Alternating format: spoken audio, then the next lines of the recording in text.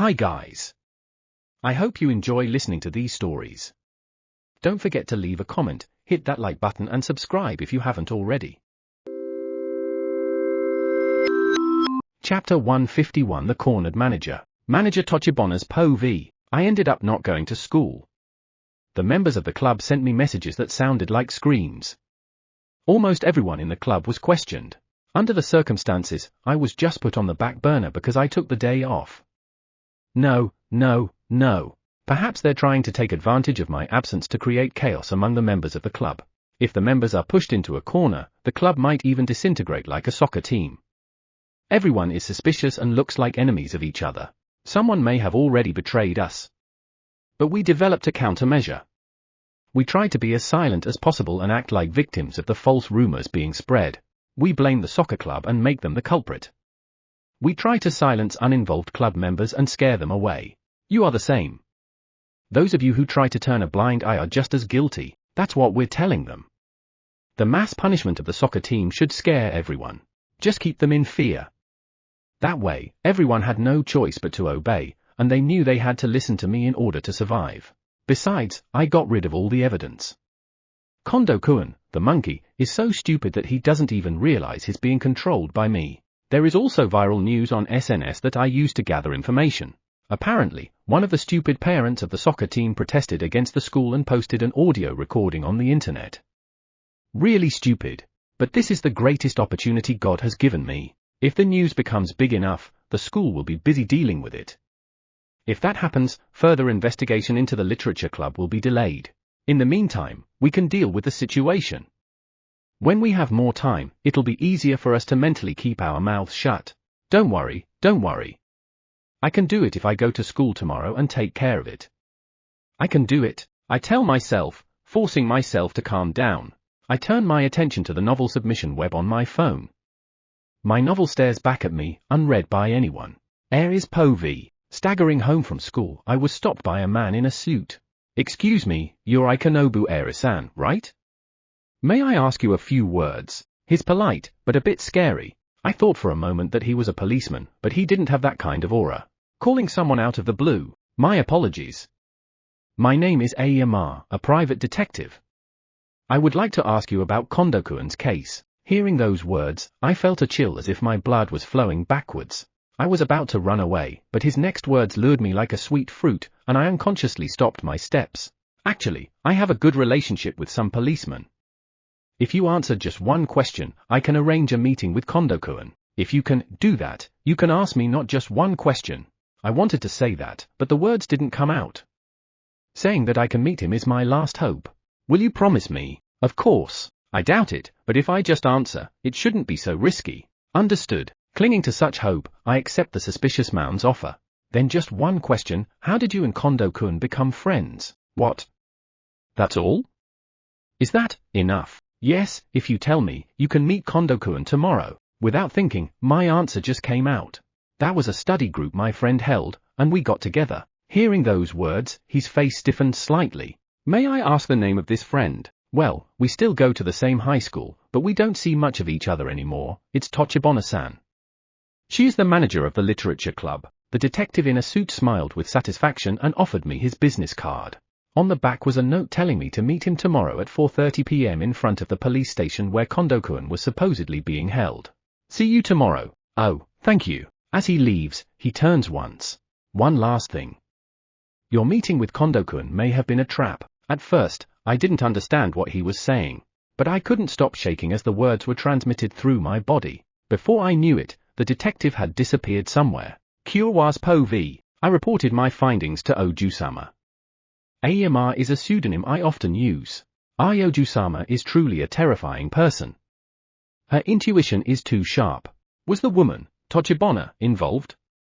There is no definitive proof yet, but one conclusion can be drawn. She is most likely the mastermind behind it all. And Oju-sama. Will she even use this Ikanobu Eiji?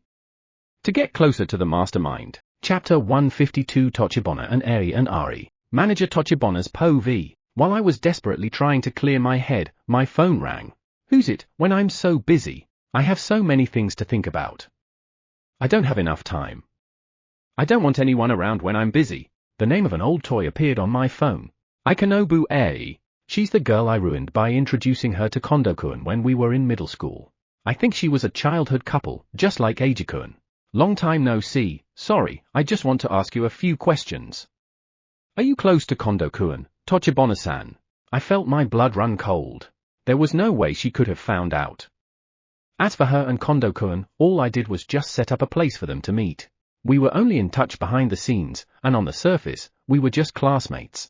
Even when we had secret meetings, we were careful not to find out. What, all of a sudden? Yes, we went to junior high and high school together, so we talk when we see each other, but not to that extent.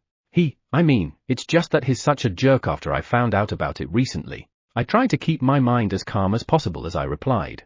Soon I got a reply. That's right. You can't possibly do that. You know how close he and I were, and you wouldn't betray me, right? I can trust you, can't I? What? You're just my toy. Of course. I can't be that cruel. Kondo-kun and I are just classmates. I would never lie to you.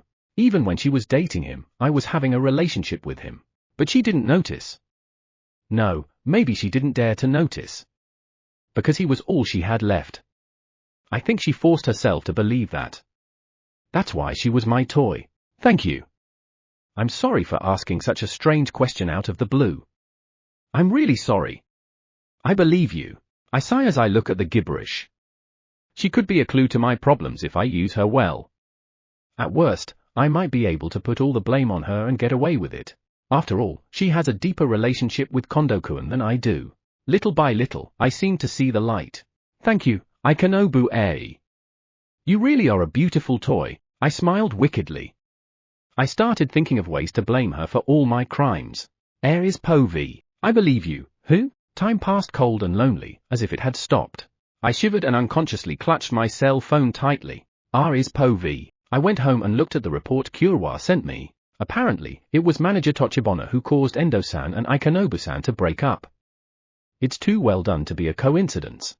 The people around her were constantly involved in cases, and she just watched from a distance. But she, the potential true mastermind, is now backed into a corner. If she can't make calm decisions, get into the gap of her shortcomings, control her calmly and intelligently, and make her impatient. If she's in a hurry, she'll make a mistake and get out of control. The fact that many people are already involved is out of control. The frenzy will quickly reach a breaking point. Impatient people are easy to control. When I think about it, I can't help but feel self-loathing. This is me, whom I hate the most. Controlling others for your own benefit. For now, let's use this terrible hereditary effectively, if it helps me protect the person I love the most. I'm fine. The trap is set and will explode tomorrow. Chapter 153 at the police station. Aries Povi. The next day. I arrived near the police station at the time I was told.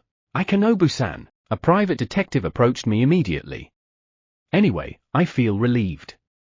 What if the detective never showed up? What if it was a lie? I was so worried because it was my last hope. Please take care of me today. I bow as politely as I can. Yes, of course. This way, please. We'll go in the back door. As if he was used to it, he walked casually to the back door of the police station. Several policemen saw him and me, saluted, and greeted us. They immediately returned to their work as if nothing had happened. He went to the visiting room and immediately got permission. Although he wasn't a policeman, he seemed to be used to it. I'm an ex-cop, you know. So I can do this kind of thing. Sensing my astonishment, he said that. Please wait here for a while. Kondo-kun will be here soon, Aoyama-san said, and waited in the back of the room. I waited, fidgeting, wondering when he would arrive. After about 5 minutes, the door on the other side of the glass partition opened. Kondo-kun walked in slowly. I haven't seen him for a while, but his face seems to have gotten thinner. Hey! Why here? Did you come to see me? I guess he didn't expect that I would come to visit him. He came in with his head down and his face lit up right away. How cute! I could finally meet you. The one I love. Yes. Actually, a kind person helped me. I see. I see. Thank you so much. I've been feeling sad for a long time, so I'm very happy. I was a little touched by his words, which were more sincere than before. Are you okay? Are you being mistreated? I have been mistreated. I'm supposed to be the chosen one, but the police treat me like a criminal. Poor Kondo. The ever-confident Kondo-kun seems to have become smaller. His self-esteem has been damaged and he's losing himself. Don't worry, I'll be the only one on your side no matter who becomes your enemy. We pressed our hands together through the glass. I wanted to feel some body heat, but all I felt was the coldness of the glass. That's right. I have a talent for soccer. When I get out of here, I'll play soccer again. He speaks quickly as if clinging to his last hope. Yes, right, but I know the truth. So I could only say meaningless words. What's wrong? Eiji knows about my soccer talent, right? The situation was so depressing that I couldn't say anything. But suddenly the private detective interrupted the conversation and told the truth ruthlessly. Let me tell you, who the hell are you, Kondo-kun? The soccer club will be disbanded. Your recommendation has been officially rescinded and you will be expelled. You can't return to the soccer world anymore. When he heard those words, he made a face as if it was the end of the world. What? That's a lie. Because I'm the man who will become the supreme treasure of Japanese soccer. You better get a grip on reality. With that, the private detective sighed and walked out. It's a lie, it's a lie, it's a lie. The screams echoed in the small visiting room. I can no longer stand it, I say. Hey, Kondo-kun. I lost everything too. So have you. So will you please die with me? I smiled at him with a voice that was colder and more desperate than before, and he stared at me with eyes as if he saw a ghost. Chapter 154. Eiji and Kondo. Kondo's POV. What are you talking about, Eiji? Even if you're joking, her eyes aren't smiling. A cold look, as if the sparkle in her eyes had disappeared. I could feel that she had given up on everything. Joking? I would never joke about something like that. I left my family, my friends, my future, all for you.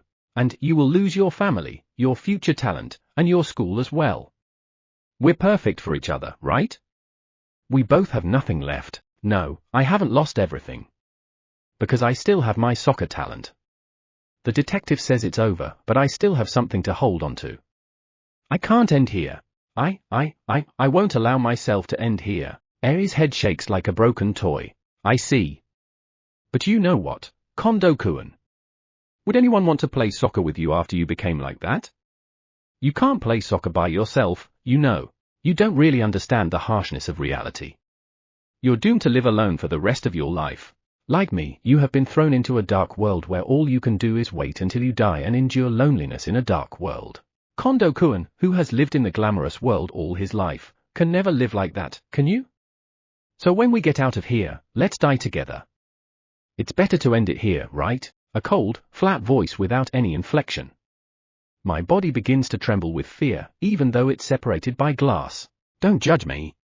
I still have many things. I'm different from you. Shaking, I managed to get my voice out. But the woman before me smiled. For example, it's as if Eiji is becoming the embodiment of my future insecurities. I must strongly deny it. If you're a woman who likes me, you're not the only one. There are many others. Don't put me with you who have nothing but me. I won't die. My voice is so loud that it echoes across the room. A normal girl would be surprised, but Eiji continues as if mocking me with a cold smile. I see. There are a lot of girls you get along with, like Tochibana-san and Amada-san, right? I didn't know why those two names came up. Because Eiji is my plaything. She didn't dare talk about other women in order to maintain her comfortable position. And yet, why did you mention that name? After hearing these words, Eiji smiled with her morbidly white skin. Now it's all connected, she murmured softly. I know all about it. I also know that you've been cheating on me with Tochibana-san behind my back ever since we started dating. You treated me like a toy and your true love was Amada Miyuki. Hey, Eiji. Who told you about Tochibana? How did you know about her? Since Miyuki was the subject of rumors at school, it was natural that she knew, but, after all, you didn't deny it. She smiles at me with anger in her cold smile. Then she gets up and heads for the exit. Fu_K. Realizing that I had dug my own grave, I moved my mouth to cover it up somehow. No, don't leave me yet. I don't know who gave you that false information, but I don't have that kind of relationship with Tochibana.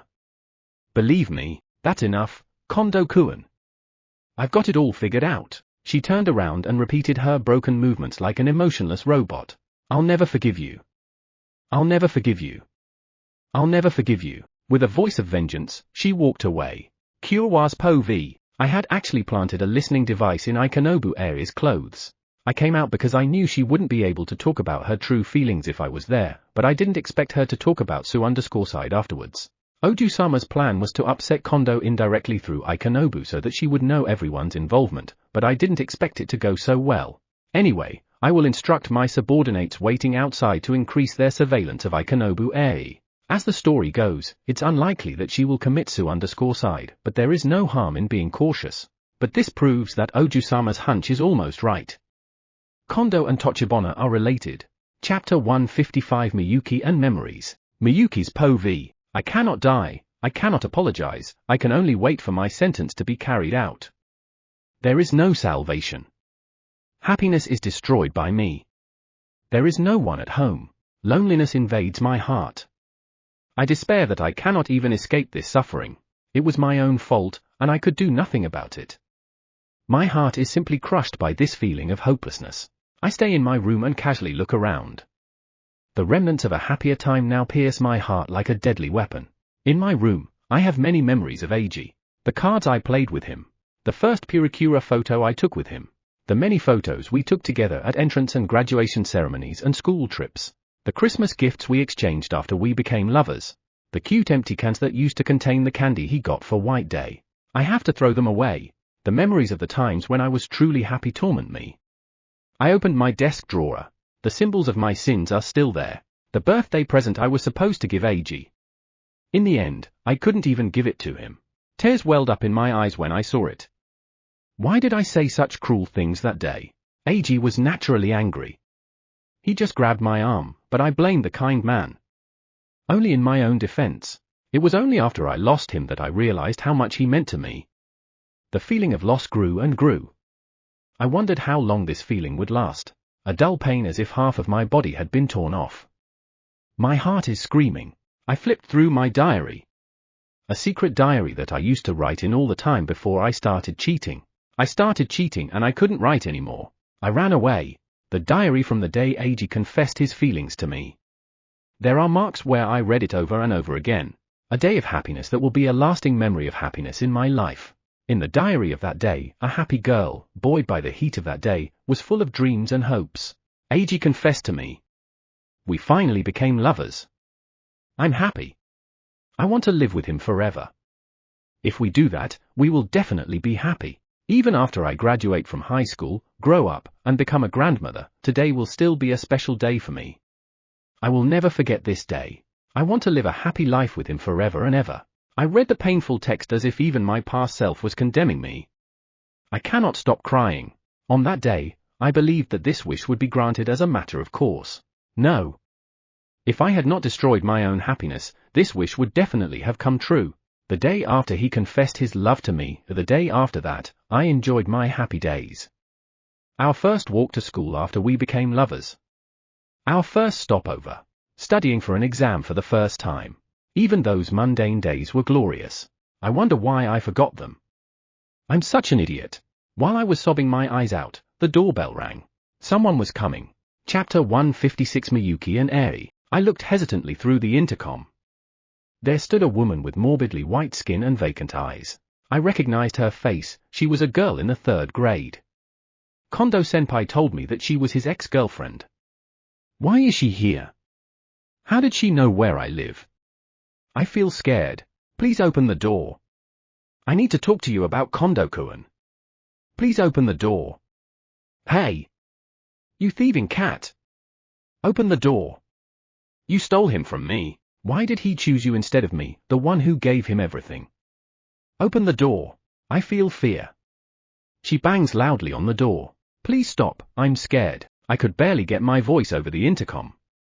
In response to my voice, she collapses in front of the door, crying, "You are the same. Just like me. I heard that you betrayed your childhood friend and ran to Kondo-kun. Just like me. Just like me, no. You are different. You did worse than me. You deliberately made false accusations against your precious childhood friend and provoked people to bully him. You are a demon, demon, demon, demon, demon, demon." She kept banging loudly on the door, and said the same thing over and over again. I always hated you. I always resented you because you were the one he favored, not me who gave him everything, but you who just showed up. I always wondered why you, but then I found out. I understood everything. When I heard the way she was talking, I was curious about what she was going to say. What did you find out? Hearing these words, she laughed eerily. Ha ha ha. You are just like me. Just like me, we're just being played. Ha ha ha, silly, right? We're just toys. We're just toys to be thrown away when they get bored. The scriptwriter decided everything. Scriptwriter? What are you talking about? You don't know? Ha ha, it's okay for now. You'll find out soon enough. The burden of guilt for what you've done will only get worse as time goes on. Your heart will slowly be torn out of you, and you will continue to suffer as you realize that you are in a place from which you cannot return, even if you want to. Watch carefully. Watch carefully our miserable end. Scriptwriter, I will take my revenge on you. A heavy silence falls. She took a breath, got up, and left. Without saying a word.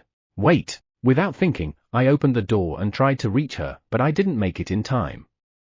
Some women from the neighborhood looked at me with strange eyes. They were mumbling something, but it looked like they were mocking me, so I quickly ran into the house.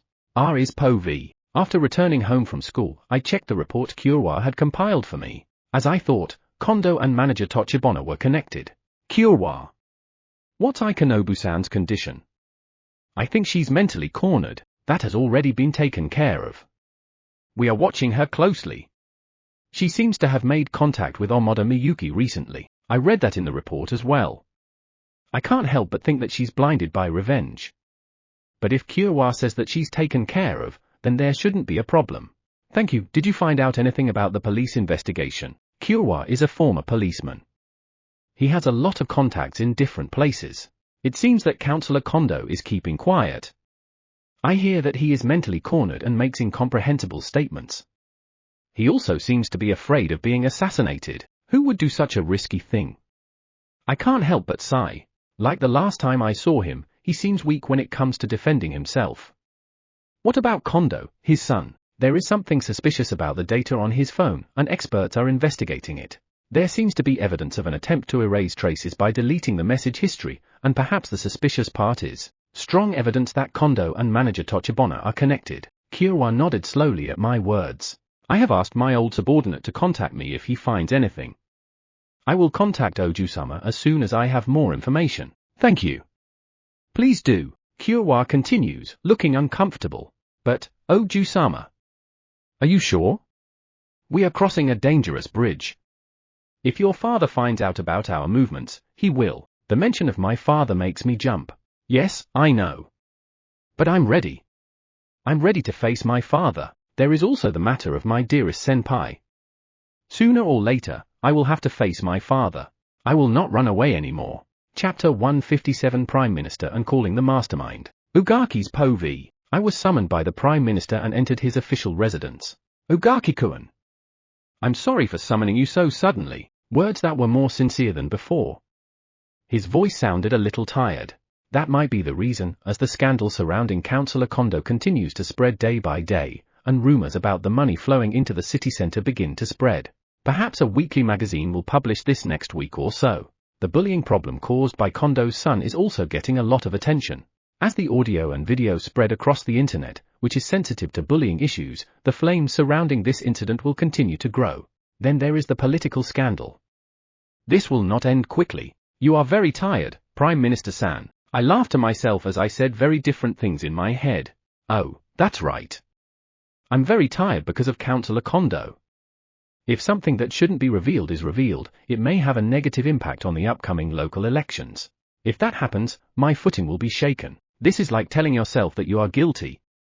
Does he trust me that much? Or is he bluffing? Yes, I also feel that we must put out the fire as soon as possible. The Prime Minister laughs at these words. Please. You're my only hope. If you need money, I don't mind giving away my secret funds. Despite his bad attitude, I don't think he would give us such an impossible task. Yes, we will do our best. The Prime Minister poured whiskey from a decanter bottle and handed it to me. Smell the aroma. There are strong elements of oak and wine barrels. A familiar taste. I'm grateful to you. I will give your faction priority in the next cabinet reshuffle. It was only a verbal promise. In this field, such promises are meaningless. Thank you. I'm counting on you. It's as if my mind and my mouth have become two different creatures. I take a sip of liquor. The taste of bitter milk caramel and dried fruit with a wine-like astringency spread in my mouth. Is it Kyoto whiskey? The Prime Minister laughs. How did you know? It's from my constituency. Saying this, I looked coldly at the authority figure pouring ice into his own glass. If he does that, he will not be able to taste the taste of the wine barrel. That is the extent of this man's character. It was a boring drinking party, but it turned out to be quite interesting. The little man in front of me was in a big hurry. It seems that Councillor Kondo still has some use for us. Is Po V. I look at the report and sigh. This report is like a concentration of human malice. Considering the evidence, Kondo seems to be not only a perpetrator but also a puppet. The mastermind is the manager of the literature club, Tochibana-senpai, but I don't know what Tochibana-senpai was thinking when she committed these two incidents. Jealousy? Or just for fun? But just because of that, she has the heart to destroy people's lives. Even ignoring the pure emotion of her human kindness. I feel a chill when I think about it, as if she doesn't consider others to be human. Oju-sama, it's ready. Thank you. I got the phone from Kyowa. Tochibana-san's number is already entered. Now all you have to do is press the call button and you will be connected to a blocked number. Take a deep breath and calm down. The other party is the hateful one who got rid of my senpai's precious manuscript. I have to handle this calmly. I slowly press the call button. Chapter 158 Ari vs Tochibana. Tochibana's Po V. My cell phone has been ringing repeatedly since some time ago. I looked at it but didn't recognize the number. So, I continued to ignore it, hoping it would stop soon. I thought about setting it to block calls, but my intuition refused to let me do that. What should I do? If this call was about Kondo-kun and the others I was involved with, ignoring it would be a bad idea. Maybe it's the police. Or a traitor in the club. Maybe Eiji-kun? Or Amada Miyuki. What I do know is that the person on the other end of this phone call is clearly my enemy. Trembling, I picked up the phone. Good evening, Tochibana-san. Sorry for the sudden call. I heard a woman's voice. Very polite. But I could feel the tension in her voice as if she was suspicious of me. Who are you? I cannot tell you my name. But there is something I must tell you. So selfish. I'm hanging up. How did you get my number? Even though I took a high-handed attitude, she continued to speak in a cold voice without hesitation. Okay, I get it. Before you hang up, let me tell you something. I know everything. My heartbeat is increasing. I feel suffocated, like time has stopped. What do you know? I couldn't even say those words. I thought about asking with harsh words. But if you're in a situation where she might record me, you have to be careful. What are you saying? I don't understand what you mean. I see. Then let me monologue. I have proof that you are connected to Kondo. And you are responsible for the bullying of Eiji Aono. How does she know that Kondo-kun and I are connected? Does she have any proof? That's a lie. There is no way. She couldn't have caught me. I was about to get angry, but I kept my cool. What are you talking about? It's a false accusation. Why am I the one responsible for bullying the cute junior? It's true that we were too weak to trust him, but that doesn't mean we don't trust him at all. It's all the fault of the soccer club and Amada Miyuki. My voice trembled with fear. I see. Then what if I tell you that I know about Endo-san and Ikanobu-san, too? The attack came from an unexpected direction. Why are those names mentioned? Don't tell me, did she my classmates in junior high school? No, other than Ikanobu-san, there must be no other female students who went to the same high school. Then who is she? Who is this woman? They are my junior high school classmates, but why? Who are you really? Don't take the liberty of making me the bad guy. That's a false accusation. Anyway, I'll just keep pretending. Deny everything and keep running. Why did you do that? Was that jealousy? Was that just for your own fun? Or did you want to feel superior by stepping on people's genuine goodwill? You tried to ruin the future of a junior student who was supposed to be talented. You know, it was as if the Shinigami, the angel of death, had seen through everything. I told you, not me. You made a false accusation. As I thought, you and I don't understand each other. But I'm glad we don't understand each other. Yes, I feel the same way. Rude woman. If you think I'm the guilty one, bring me some proof. Okay, I understand. I will condemn you, I promise. Try it. Your efforts will be in vain. B_TCH. I really want to smash the phone on the bed. Poor girl. Your talent is far from Aono Eiji. Finally, this damn woman left me with the words I least wanted to hear. After the phone hangs up, blood rushes to my head. Shut up. Fu_K. I roughly took out the award certificate from a literary competition, which I thought was a symbol of my talent, and tore it up. And after I did that, I was left with an irrepressible regret. I felt a sense of hopelessness as if I were on death row. Chapter 159 Women's Thoughts. R is Po V. Phew, the call ends and I can't help but sigh. But this call gave me a better understanding of Manager Tochibona's personality, a person who believed in her own talent. She also realized that she had lost it. I think that is why she is so aggressive. She is jealous of Eiji-senpai's talent. That is why my provocation was so effective.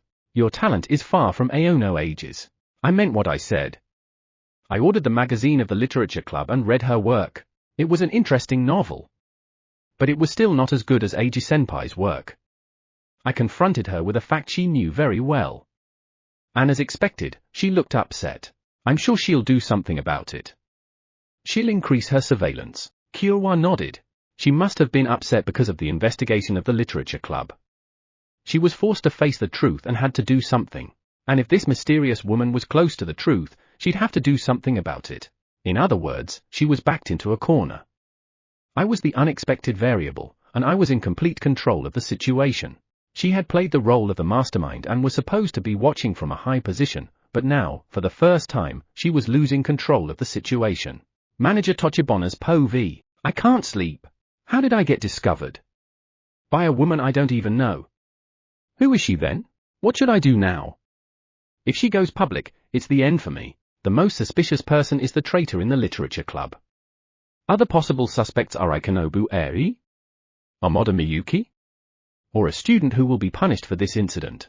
I don't know, the more I think about it, the more scared I get, but it's absolutely okay. The only evidence is the message exchange with Kondo-kun, which I deleted. It can't even be recovered. So there is no way I can get caught. I know that, but why am I so scared? Don't worry. It's all Kondo-kun's fault. It was all his fault. If the investigation into the literature club ends badly, I'll sacrifice someone and get away with it. I didn't have a direct hand in it. So I can turn the situation around. That's right. There is a woman in the club who is much closer to Kondo-kun than I am. She's the one who led Amada Miyuki to Kondo-kun. Just make her the scapegoat. They have no proof, so it doesn't matter. I mumble shakily. The sleepless night continues. Air is Po V. I found out everything. I have no proof. But I don't need proof. I've lost everything, so I'm not afraid of anything anymore. Kondo-kun will lose everything, including soccer. Then I have to save him. If it's him, the hell after this will be. I have to end it. That's what love is. And the woman who destroyed my relationship with Kazuki with obvious malice. She ruined his bright future, so she has to pay for it. Let's get ready. Let's get ready to end it all. Chapter 160 The Cornered Manager. Manager Tochibona's Po V. I could hardly sleep. It's hard to get up, but somehow I managed to get ready for school. I have to go to school today. If I don't, the club members will fall apart. So even if I have to push myself, I have to move. I ate my breakfast and went to school. It was raining outside. What should I do? First, I'll go to the club room and, there was that suspicious phone call, so maybe there's a bug in the club room. Maybe there is already a traitor in the club. What should I do then? I can't trust anyone anymore. I can't stop my heart from pounding. Just as I am about to enter the school gate, I feel faint and collapse. No, I can't stop. I can't let it end here. Someone. I let out a faint cry and called for help. Are you okay? I hear a male student's voice. My eyes were blurry and I couldn't see who it was. I'll take you to the infirmary. I heard several students and teachers coming and I fainted. The infirmary. White ceiling and smell of chemicals. Are you okay? I hear the school nurse's voice clearly. It seems to be the infirmary. Involuntarily, I almost closed my eyes again. Then I immediately remembered the situation I was in and got out of bed. What time is it? In response to my call, Mitsuo-sensei says with a soft voice. It's almost the end of the first period. You're probably anemic, so rest a little longer. I'm going to call your homeroom teacher, so I'll be out of the room for a while. You definitely need to rest. I was told so strongly and left on the bed in the infirmary. What should I do? No, if the class has already started, there is almost nothing I can do. I can't force them to gather. If I do, we'll come under even more suspicion. There is nothing I can do. I can only hope that the other club members will hear about my situation and meet after school. I make the decision to move, but fear shakes my body. What am I doing? I'm doing something so pathetic. It's like admitting that I really have no talent. I saw a shadow outside the infirmary. Who is it? I brace myself. Excuse me. I left my textbook here, so I came to get it. Oh, is Sensei not here? I see the student I least want to see enter the infirmary. I tried to hide, but there was no place to hide. He had everything I wanted. He noticed me and froze. Manager, Eiji-kun. The unexpected encounter confused my mind and I could do nothing but freeze. Chapter 161 Eiji and Tochibana. Manager Tochibana's POV. What should I do? How can I take advantage of this situation? My selfish brain is starting to spin at full speed. Yes, I should apologize. Pretend that I, too, was a victim who was deceived by those false rumors. He doesn't know that I'm the mastermind behind this whole thing. He's a good guy. If all goes well, I might be able to escape. Yes, I wonder why I didn't realize that. Then I notice that he freezes, but the look he gives me is one of concern. My mind, which a few minutes ago had been thinking about defending myself, was distracted by something else. Humiliation. The voice of the man I heard earlier at the school gate is the same as that of Eiji-kun standing in front of me. He saved me. Then why am I so humiliated? Tochibana-senpai, are you okay? It's been 2 hours. His complicated expression was a mixture of surprise, alarm, and concern. It was a mix of emotions. You saved me. Thank you. Even though I was shaking with humiliation, I thanked him. You seem to be okay for now. I'm relieved. He really seemed relieved. This seems to be the perfect time. I thought so, and just as I was about to open my mouth, I'm sorry, senpai. Actually, I heard everything. The moment I heard those words, I felt the illusion of my blood freezing. No way, I've already been found out. I can't stop sweating. The day of the opening ceremony.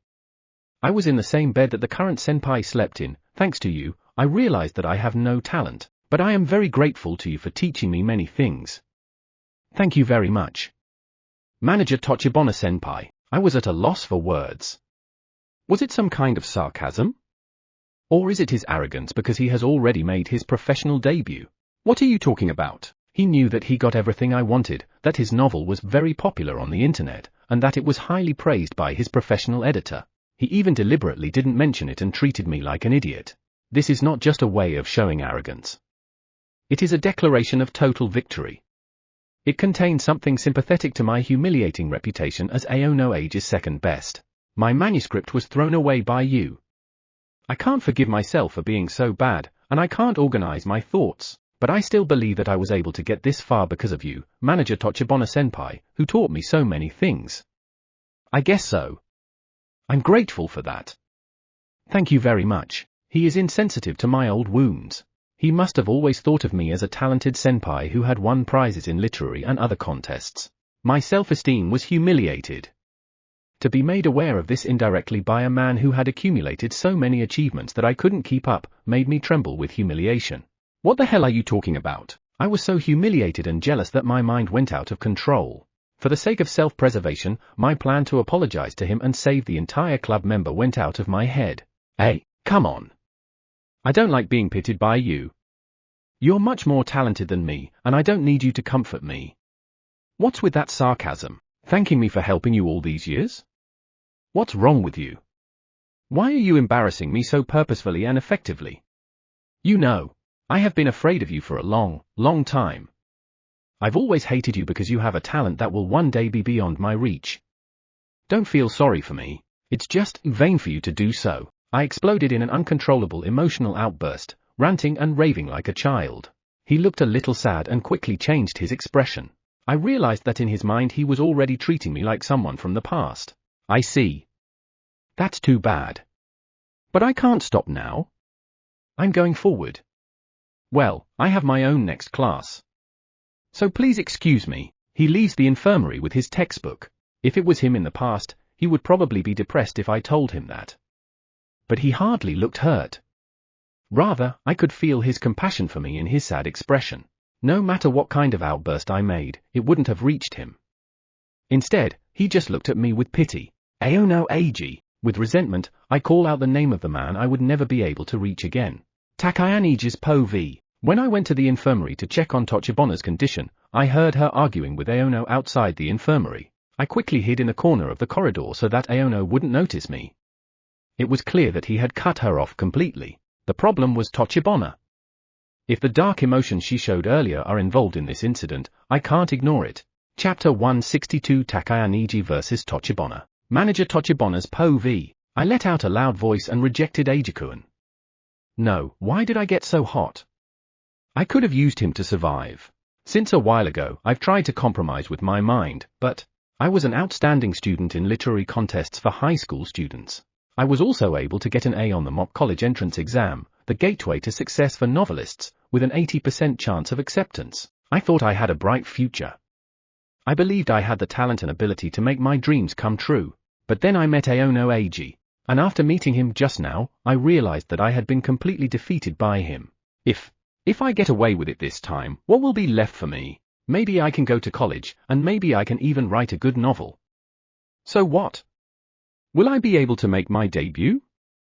Even if I do, will I be able to make it big as a novelist? Until now, I thought it was enough to get better step by step. I thought that one day I would be able to reach the professional world. But I don't feel like I can fight the monster of Aono Eiji's class. I was like a zombie. I realized that my bright future, which was supposed to be full of dreams, had turned black. Since when? When did this happen? I thought I was a special person who had a talent for writing and could make others do what I wanted. How did this happen? I was supposed to play with Eiji-kun's destiny, even though he was more talented than me. Since when did I become such a loser? Since when did I realize that I had lost? Since when did I give up on destroying Aono Eiji? The conversation we just had opened an old wound in my heart. Insecurity, jealousy, and an inferiority complex. My mind is a mess. Not long, I heard someone open the infirmary door. Two people entered. Mitsuo-sensei and Takayaniji-sensei, Eiji-kun's homeroom teacher. They're the teachers in charge of Eiji-kun's bullying problem. In other words, my enemies. By a coincidence, because I was frustrated.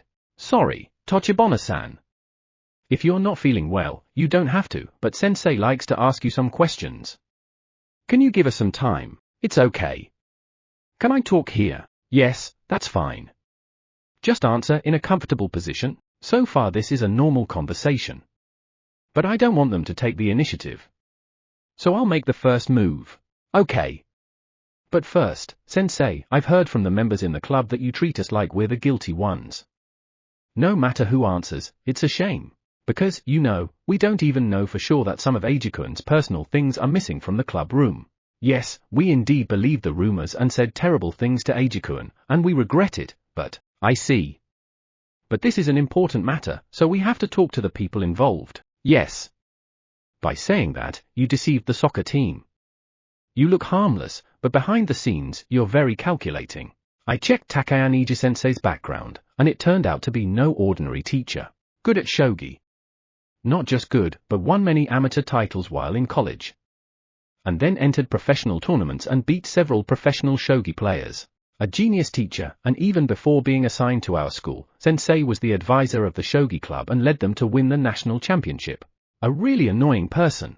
Yes, of course. Ask me anything. From what I've said so far, there are only a few things they could ask. I'm sure I fooled them well. Okay, by the way, do you have any idea who got rid of Aono-kun's personal things? Yes, I do. That's how it should be. Probably the soccer team or their friends. Who else? I smiled at that question. Don't take it personally. I decided to use the plan B that I had prepared. I don't want to doubt the members of the club, but there are two people. Chapter 163 Manager Tochibona's bad move. Takayaniji's Po V. I finally got a chance to talk to the main suspect. The earlier altercation with Aono-kun increased my suspicions. My intuition is that Tochibona-san is black. She was jealous of Aono-kun's talent for writing novels and made Aono-kun break up with his girlfriend, Amada Miyuki. It's easy to make that hypothesis. No, this is just my intuition. But I think most of my intuitions have been right since my days as a shogi player. A shogi master I respect once told me that my intuition was 80% correct. If my intuition is right, it explains everything. How did Kondo-kun and Amada-san meet? And why does he bully Aono-kun? It all started with this female student's jealousy. Right now, we only have circumstantial evidence, but if the story is that consistent, it's as close to the truth as we can get. Of course, if it's based on intuition alone, there is a high chance of misinterpreting a lie as the truth. That's why many students' futures have been distorted by this incident. They've been consumed by false rumors. That's why we should never assume until we have convincing evidence. I don't want to doubt the members of the club, but there are 2 people. In response to my question, Tochibana-san in front of me was about to tell me, trying to become a whistleblower and sacrifice her 2 scapegoats. I tried to dig deeper into the information. 2, yes. I can't tell you their names. But I have reasons, she continued, posing as the thoughtful manager of the literature club. Let us hear it. Yes, the first one is the girl who was also rumored to be dating Kondo-kun. She was in the same class as Amada-san and seemed to have some sort of relationship with her. If Kondo-kun and Amada-san were connected through her, that would be pretty convincing, she explained in a reasonable manner. Indeed. What about the other one? I dare to pretend to agree. I pretended to agree with her so that she would continue to dig her own grave. The other one is a junior who suddenly stopped coming to the club after this bullying problem. Maybe she suddenly stopped coming because she had something to feel guilty about. Oh yeah, that one explanation. It seems plausible at first, but it's also contradictory. After all, she was only a high school student. I see. Well, we will investigate further. Thank you for the information, even though you're not feeling well. We apologize and thank you. She may have been under the illusion that she had escaped.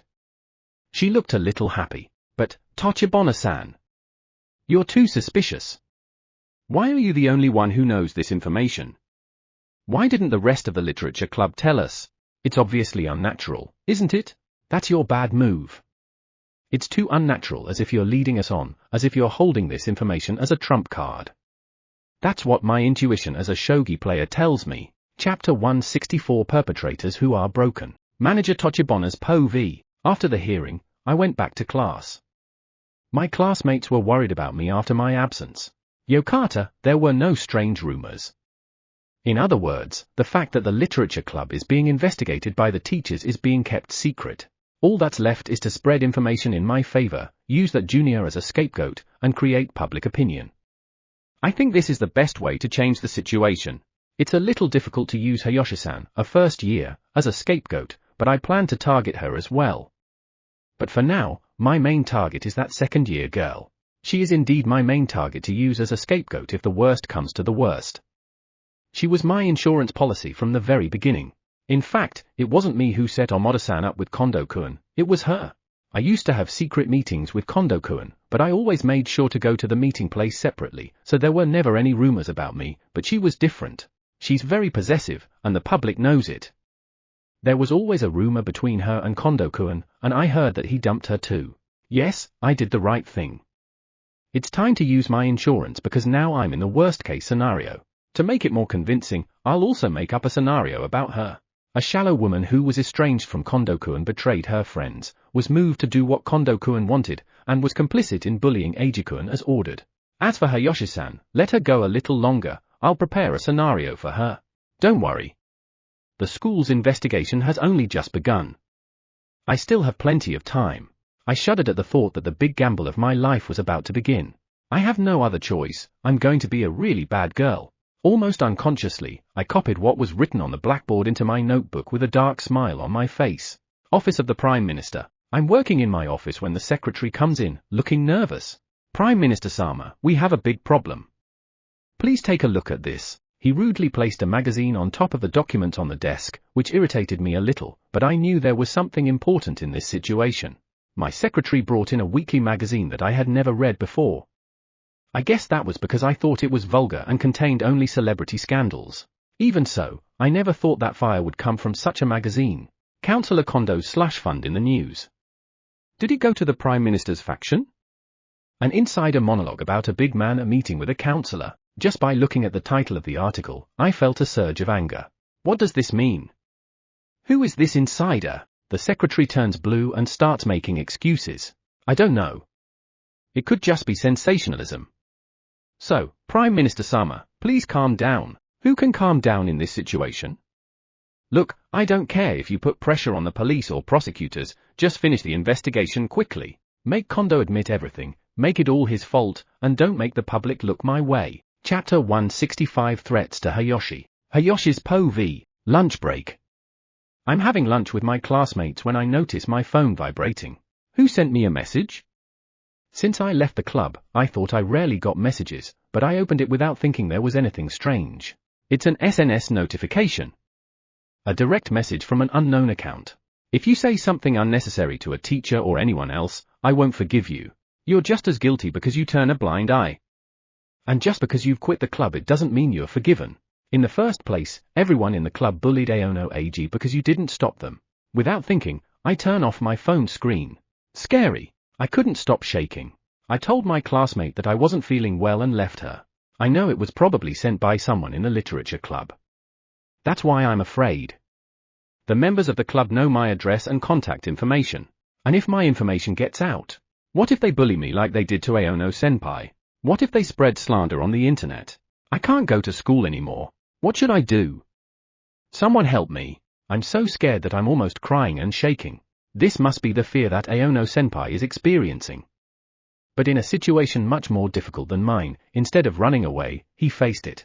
After being in a similar situation, I finally understood. How brave he was. This is my punishment. For turning a blind eye. This is my punishment for being such a loser. Before I knew it, I was already in the courtyard. I feel like someone is watching me. But maybe it's just my imagination. Hayashi-san, I hear a girl's voice. I braced myself. I turned my pale face to the owner of the voice. Ikijo-san, the benefactor who arranged my apology to Aono-senpai is chasing after me, out of breath. Are you okay? You look pale. You seemed worried and left the class, so I got curious and followed you. Is something wrong, Hayashi-san? She's very nice. She's even willing to chase me like this. But I don't want to cause her any more trouble. Ikijo-san forced herself to help Aono-senpai who had no one on his side. I can't bother her anymore just because of my troubles. Many thoughts come to my mind, but I can't say anything. When I decided to help save Aono-senpai's manuscript, I was afraid of the other club members and could only help Ikijo-san indirectly. In the end, it was Ikijo-san's determination that made me want to help her. The reason I don't even feel jealous of this classmate of mine who is getting along with my first love is because of the difference between her and my own capacity. So I think it's natural for me to lose. I see. Hayashi-san. It's just my monologue. Will you listen to it? She suddenly starts talking. Yes, there is something I understood after meeting Eiji-senpai. I realized that I had lived my life without asking anyone for help. If you don't ask for help, no one can help you. And if you don't say so, I won't be able to take advantage of you when I need help. So tell me, what is your fear? It's like she already knows everything. It warms my heart. I can't help but be spoiled by her kindness. Ikijo-san, help me. She smiles softly. It's natural. If I don't help my best friend, I will regret it for the rest of my life. You can tell me anything. Her words were like those of the Holy Mother, and I began to cry. Chapter 166 Ikijo Ari and Friend. Ari's Po v. I hugged Hayashi-san and shared her frustration and fear. She cried so much. I think she was really scared. Receiving threats from strangers and never knowing when they might come true. Anonymous slander is really unfair. Because the fear will be greater than if we knew who our enemy was. Don't worry. I'm on your side. I feel ashamed that I can only say that. But I want to be there for her if only a little. That's what I thought. Although she had turned a blind eye to Eiji-senpai's bullying, she didn't agree with the bullying. She didn't give in to pressure from her clubmates and cooperated with me when I saved Eiji-senpai's manuscript. I think that was brave. She contacted me after all the club members had left and intentionally left the club room unlocked. She wept and cried so much. I did a bad thing, I know. I turned a blind eye to the bullying of a senpai who had been so kind to me. He was kind and forgave me, but I still know that I did the worst thing. I'm just as guilty as everyone else. She's a really serious girl. She was the first to apologize to Eiji-senpai, even though she wasn't the direct perpetrator. Without knowing it, with that, she saved Eiji-senpai's heart. No, you did the right thing by apologizing to Eiji-senpai, and he forgave you. Those who made such cowardly threats didn't even try to apologize to him even though they directly hurt him. In fact, they are trying to hurt you to save their own skin. They are the unforgivable ones, the ones who do such disgusting things. When she heard my words, she sobbed and said, "Hick, thank you. I can't forgive them. I will never forgive those who pushed Hayashi-san this far and tried to destroy Eiji-senpai's talent, those members of the literature club who only think of themselves. I will never forgive them. I'm scared. Aono-senpai must be this scared too. I'm really sorry and I can't forgive myself. She's really... Hayashi-san. Let's talk to the teacher.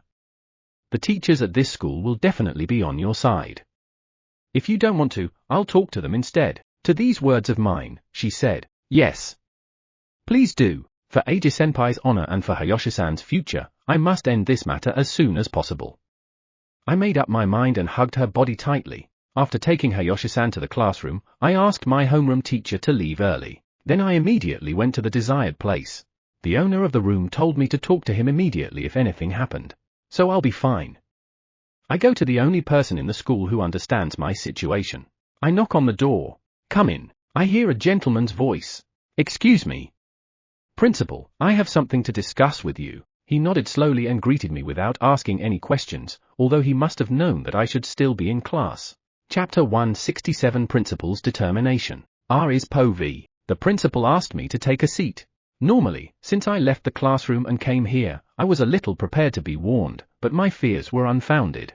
"Aren't you angry, Principal? I dare to ask. There must be something important you want to discuss with me, even if you have to leave the class. Normally, I would give you a warning, but considering that you are the one who came, I think it's something serious." "Thank you." "It's about the bullying problem that the soccer team was leading." When I said that, he nodded. "I see, you've been looking into it. I heard about you from Minami-san. Also, about you and Aono-kun. Yes, I owe him a debt of gratitude. I think the literature club he was a member of is probably involved in the bullying as well. The literature club bullied him by disposing of his manuscripts and personal belongings without permission." "Yes. The school is investigating it too. Of course, the parties involved are playing dumb. I'm sure they are. But I also heard that the police have some evidence. I have a little connection with them. I'll report to you as soon as I know something. This is a summary of the information I've been able to confirm so far." I gave the principal a copy of the report that Kyowa had written for me. Slowly, he turned the pages. "This should help the investigation into the literature club. And there is one more thing I would like to ask you." The principal looks at me, a little surprised. Of course, it's like he was told there's a bigger problem than this report, so it's natural for him to be surprised. "Let's hear it." "Thank you, it's actually about a friend of mine named Hayashi in the same class. She used to be a member of a literature club, but she got fed up with this bullying problem and decided to quit the club. She just received this threatening message from an anonymous account on her SNS. When I showed him a screenshot of the screen, the principal seemed to have a sense of rejection, even frowning. This is terrible. From the circumstantial evidence, it's definitely someone from the literature club. This is almost a confession. Maybe they thought that if they blackmailed the feeble-minded girl, it wouldn't get out. Okay, I get it. If the teacher goes public, the threats could escalate. We have to start protecting Hayashi-san. I'll let her homeroom teacher know. I'll also ask other teachers to supervise her and the students in the literature club. As for you, I would like to ask you to stay with Hayashi-san so that she is not alone until everything is settled." As I thought, he handled the situation well. I'm glad I consulted him. Yes, I'll try to stay with Hayashi-san as long as possible. If possible, I would like to get help from people I can trust, Eiji-senpai's friends. If they are the ones who haven't betrayed senpai in his bad situation, I can trust them with Hayashi-san, ask Imai-senpai and Endo-senpai to help her. Still, it's a shame that the true intentions of the teacher cannot be conveyed to the students. While bullying is a crime and there are lines that should not be crossed, it still happens. If a second incident has occurred despite previous warnings, we will not tolerate that either. We will try to resolve this case as soon as possible so that Hayashi-san doesn't have to bear any more emotional burden. Best regards, please, sensei. As I was about to leave after the meeting, the principal stopped me with a soft voice. Ikijo-san. I'm well aware of your excellence and your circumstances. But you're still a high school student. You can't be too hard on yourself. That's the school's job. I really appreciate the support you gave Aono-kun and Hayashi-san. Without you, we would have regretted it for the rest of our lives. But just as importantly, we don't want you to get hurt. We're so happy that you trust us. I feel like I'm about to explode with emotion. I'm a woman who, until recently, was about to die because I couldn't trust anyone.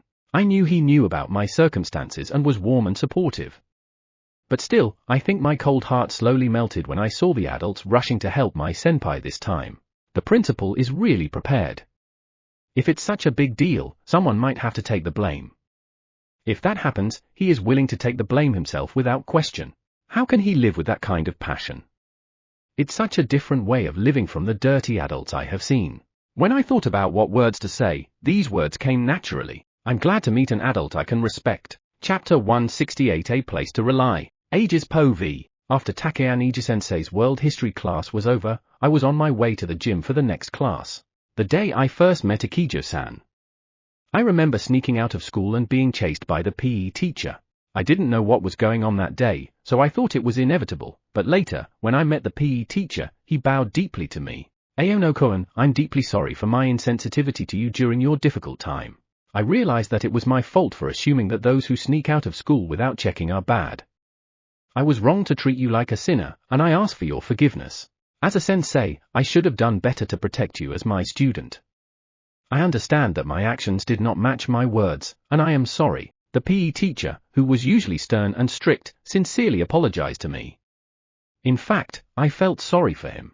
I think it's normal for a teacher to warn a student if he or she tries to leave the school during class. But he took my situation into consideration and apologized to me. That alone made me feel saved. Today, since there's only him and me, we're going to play table tennis.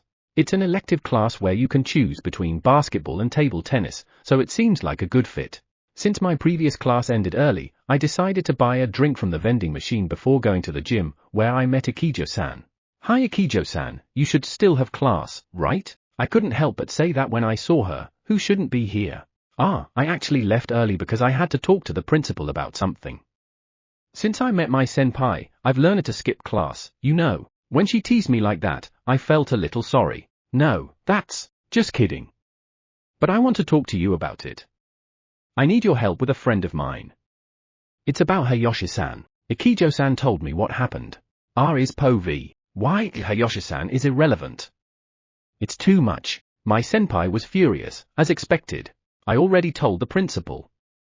I want to protect her and prevent her from being isolated as much as possible. Will you please cooperate, senpai? I told him pleadingly. I knew what he would say. Of course. I will ask both Imai and Endo to cooperate. I cannot allow Hayashi-san to be bullied like I was. I was saved because Akijo-san was with me. When I feel discouraged, it's really nice to have someone who's sure to be on my side. I'm happy to cooperate with you. Let all three of us go home together today. He's kind. That's why I like him. Good. I immediately externalized my feelings a bit. I was really happy to meet him. Hayashi-san, you are not alone. Please tell her that. Yes. Feeling happy, I tried to go back to the classroom to tell Hayashi-san quickly. Akijo-san. I was stopped. Who? When I turned around, he looked at me sincerely. Thank you for everything. The reason I was able to get back on my feet so far, the reason I was able to start over, was because of Akijo-san. Thank you. It's also thanks to you. I wouldn't even be here if it weren't for you. You are the one who gave me something irreplaceable. You remind me of love, kindness, and human warmth. I love you so much that if this weren't a school, I would want to hug you. Chapter 169. Eiji and Matsuda Mizuki. I immediately contacted Satoshi and Endo and asked for their cooperation. Those two will definitely help us. They're the most trustworthy friends in this school. I said this to myself and sent a message to Hayashi-san as well. I realized later that she was the only one who didn't block me, and she didn't try to participate in my bullying. As someone who has been bullied, I know how great that was. I also know how hard it is to make the choice not to be a bully. How much of a risk it would be to her future in school. I also know how much she suffered, even though she showed me her sincerity. I cannot allow Hayashi-san, who is so honest and sincere, to suffer so much. Class time ends. I immediately went to the place where I was supposed to meet Ikijo-san and Hayashi-san. On the way, I bumped into a female student. She was the first to notice me. Aono Eiji, Matsuda Mizuki. She is a classmate of mine in the literature club and a student who is particularly close to manager Tochibana. And the person who insulted me right in front of the infirmary with the manager back then. Matsuda-san, I'm sure we didn't want to see each other, but I'm glad I met her here. What? You have something to say. She is very cautious. It's like she's afraid I'll take revenge on her. Yes, I have a lot. First, I replied in a slightly angry tone. When I was in the club, I thought I was relatively close to her. We talked a lot about our favorite authors, and she gave me book recommendations. I thought we were friends, but she got caught up in the atmosphere and bullied me. Maybe it was also some kind of order from the manager, whom she respected. And if she tried to hurt and bully Hayashi-san to save her own skin, as she did this time, that's a different story. There is no room for pity. So I made it clear to her. I think this is the sincerity of a former friend. I'm grateful for what you did for me when I was in the literature club. But don't enter our territory again. If you try to harm my loved ones and friends, I will never forgive you. Tell that to the manager, too. I thought to myself that I had never vented so much anger at another person. When I was the victim, all I felt was despair. Are you talking about Hayashi-san? Maybe Matsuda-san got caught up in my spirit and completely lost her temper. She made a big mistake. Hayashi-san?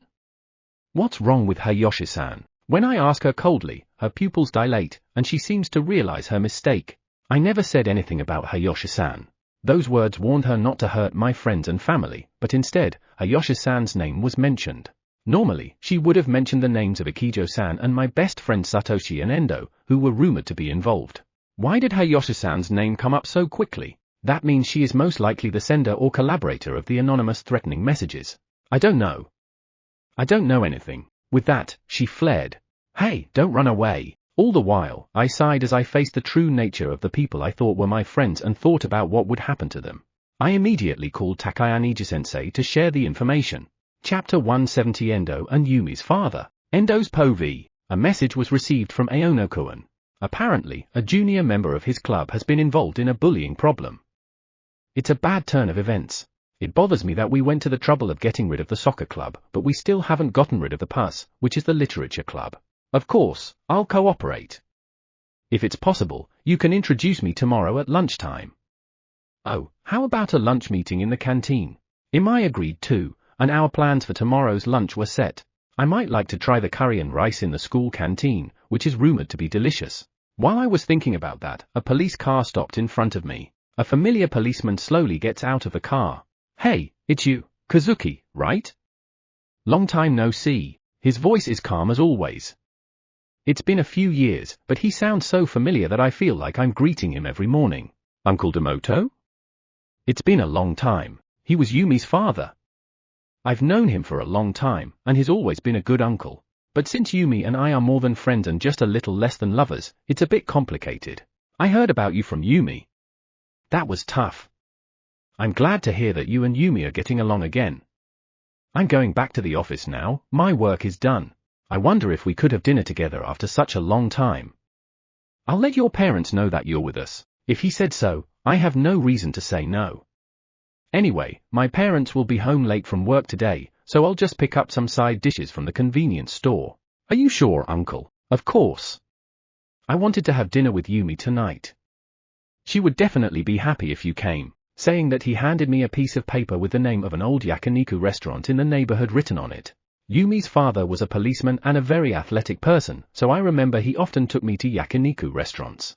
As I stood outside the yakiniku restaurant, enjoying the delicious smell of smoke, a man came on his way home from work. Yumi was nowhere to be seen. Sorry to keep you waiting. Yumi will be here in about 15 minutes, so let's go inside first. It's hot here. I can hardly wait for a cold beer. I entered the restaurant without asking. It was a little awkward, and I was hoping that Yumi would come soon. As soon as we entered the restaurant, Uncle Demoto ordered beer, edamame, salted cabbage, and a Coke. Yumi would get mad at me for eating meat, so let's get some vegetables first. Cheers! The beer and Coke cups made a nice sound when they collided. It's hot, so the cold drinks are very helpful. It's especially great because I can drink with Kazuki. Actually, it's been a little dream of mine to have a drink with my daughter's lover like this. Boom!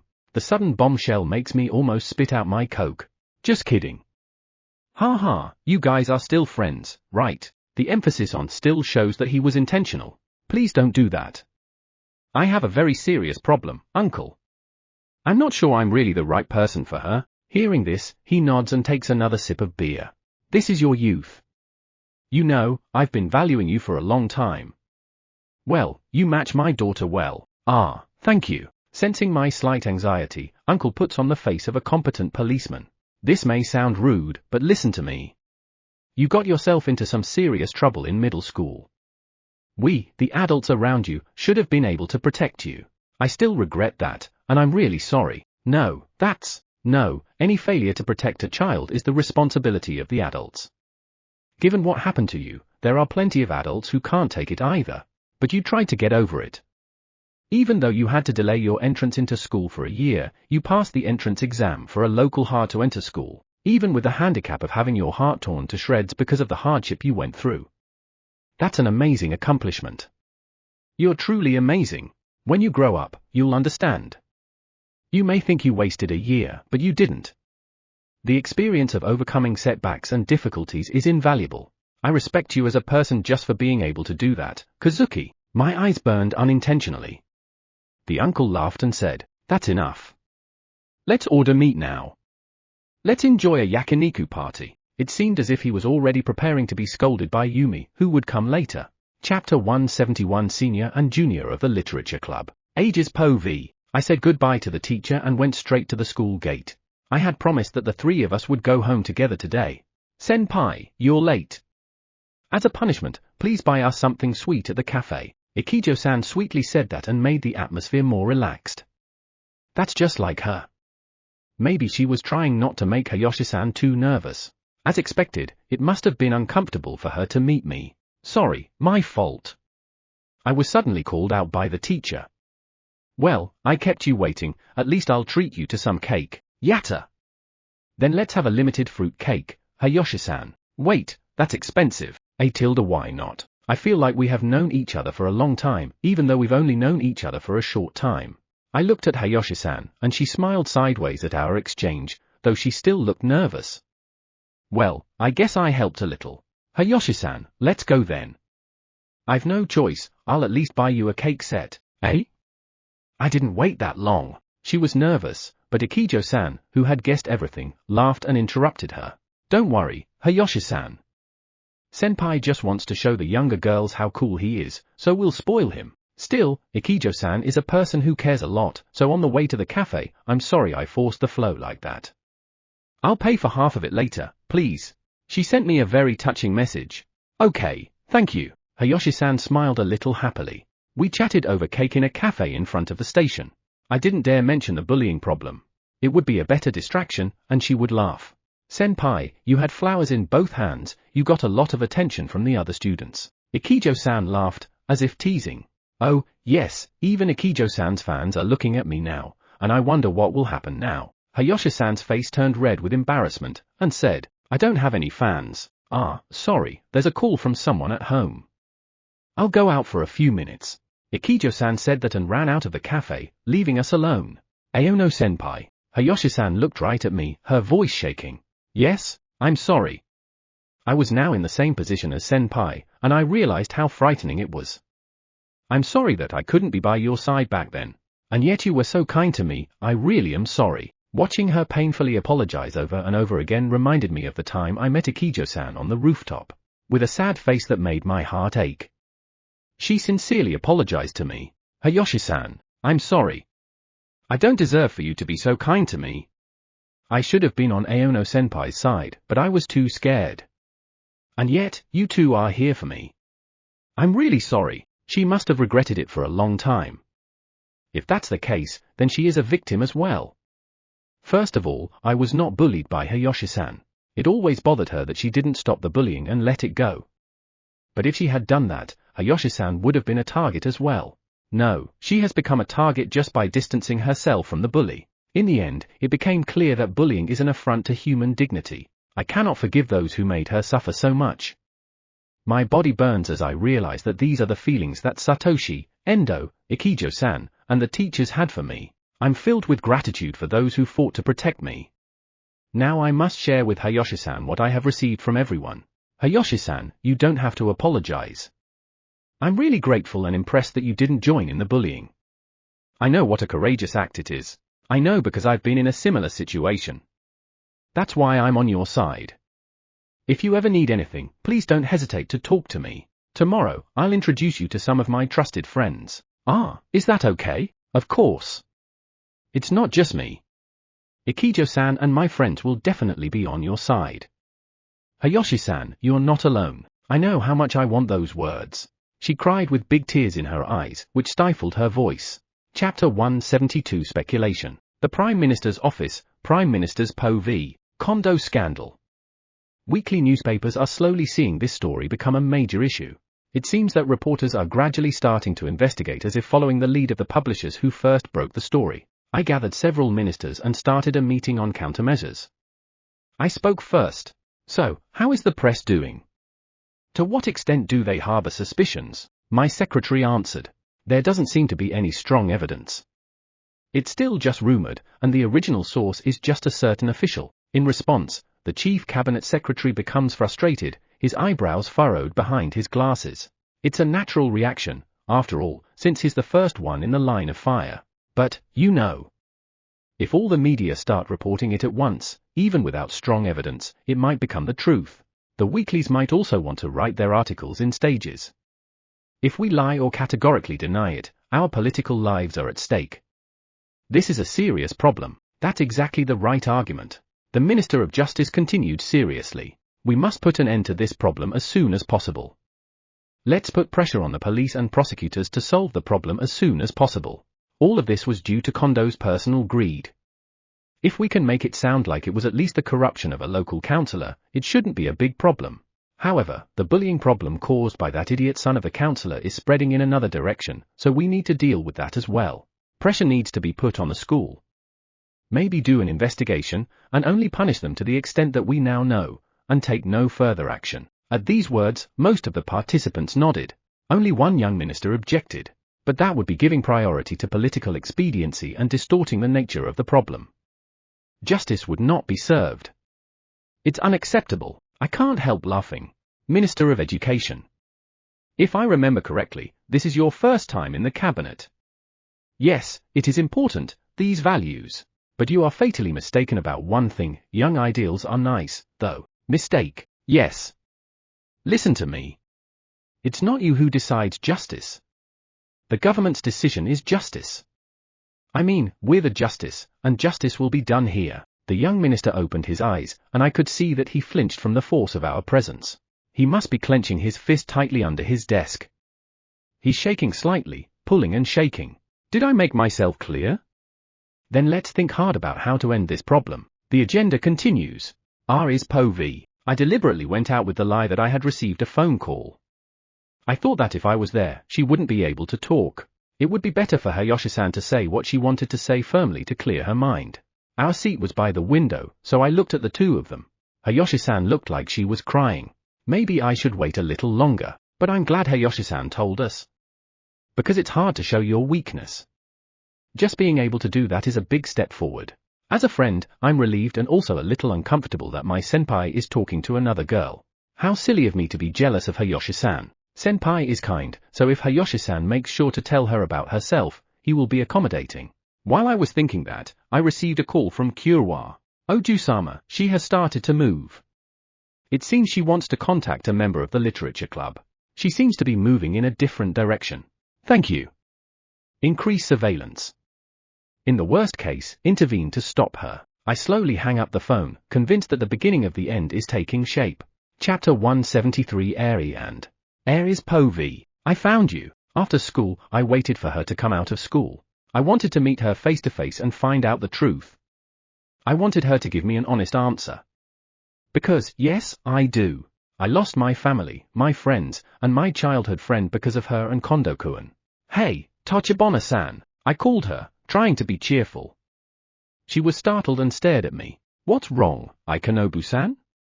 Suddenly, eh? Don't be so surprised.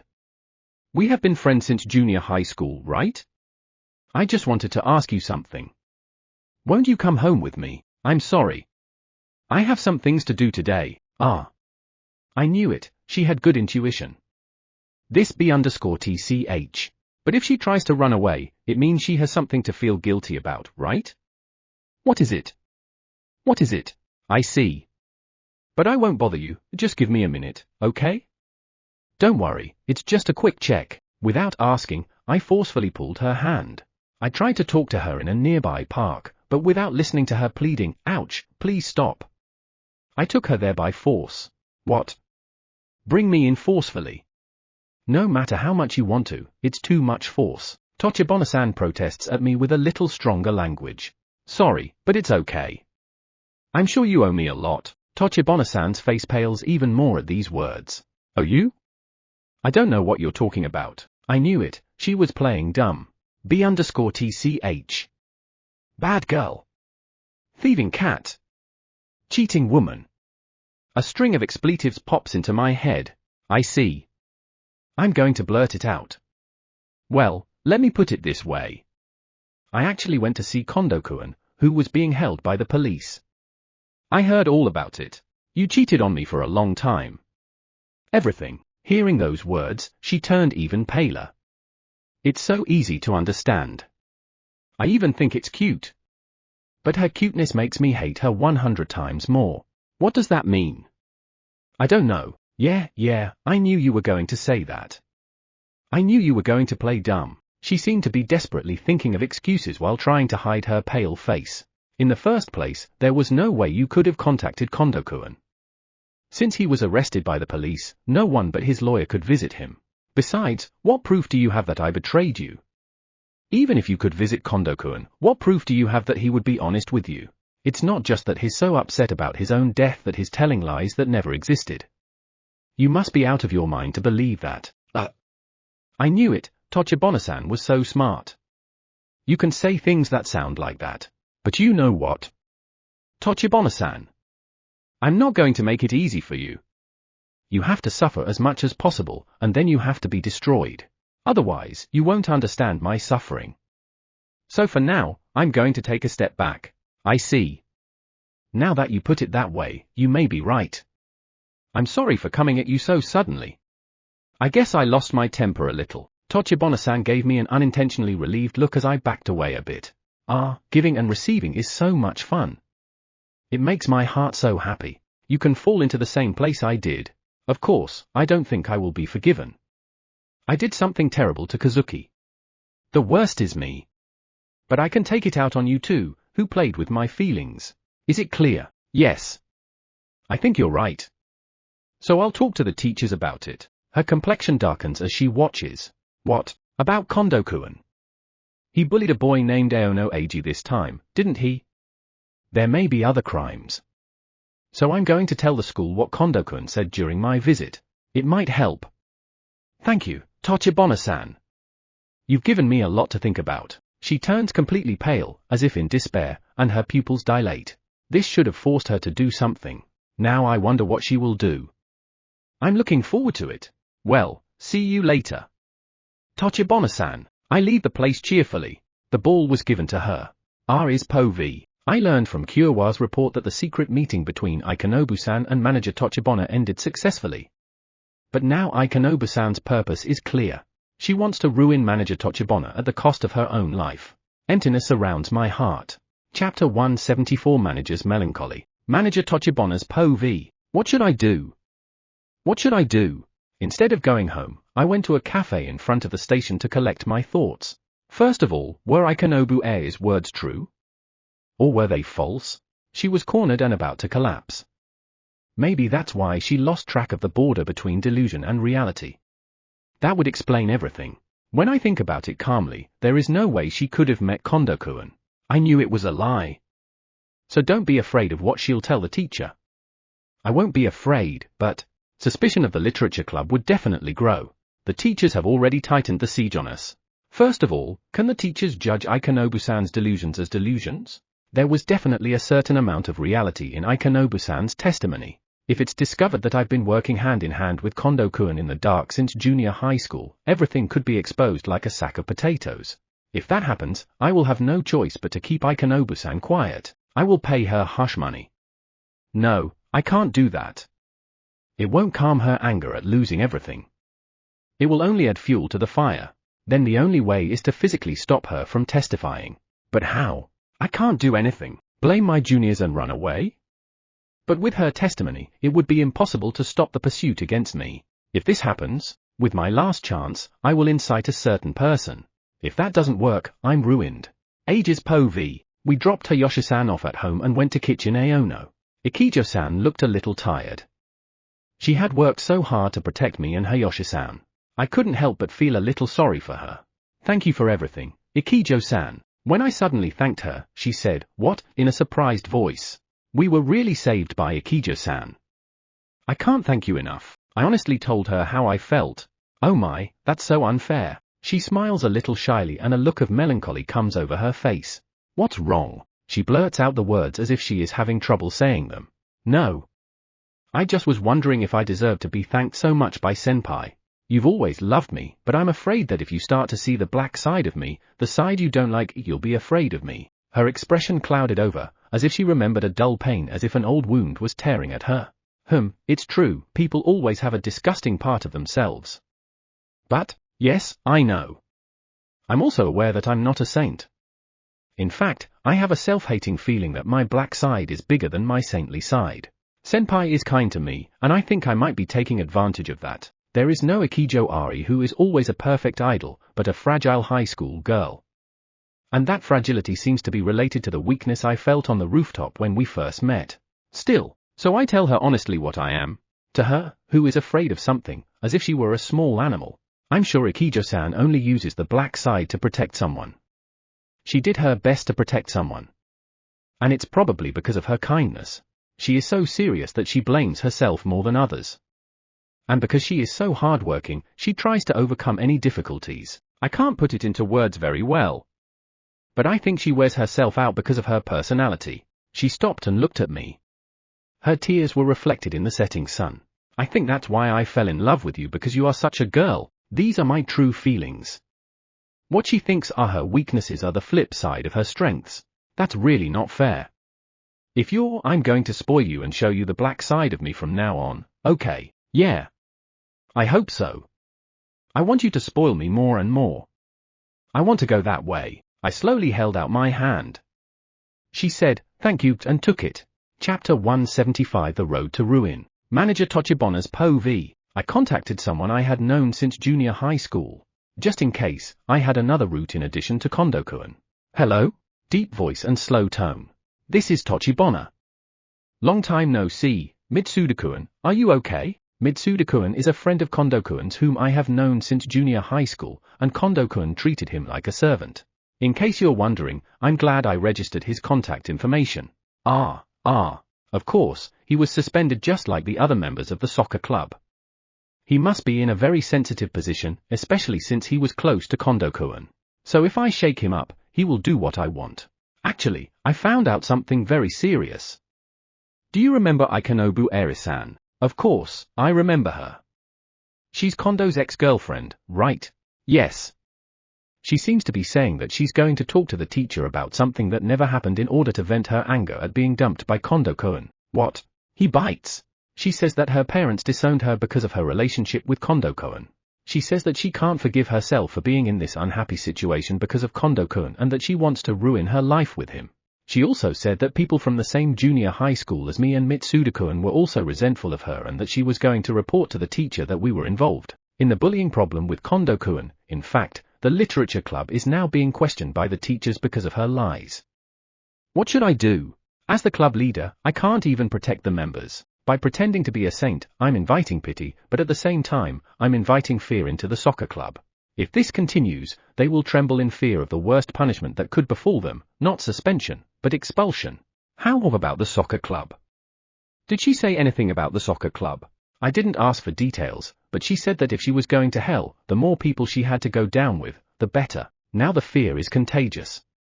The members of the soccer team are surrounded by fear that they might be expelled from school, so they will be very upset. Damn, if she does that, we're doomed. For people who already have scars on their shins. If you create fear, you can do whatever you want. That's why I called Mitsuda-kun. Hey, let's stop Aikanobu-san together. Otherwise, I can only ask you to do this. Why? It's this simple. If it's this easy, I should be able to get away with it. I've had my eye on you since middle school. Besides, by comparing himself to Kondo-kun, I can shake his self-esteem and make him feel inferior. That way, I can easily take advantage of him. Now, if the members of the soccer club would just make Aikanobu-san a criminal and put all the blame on her. I see.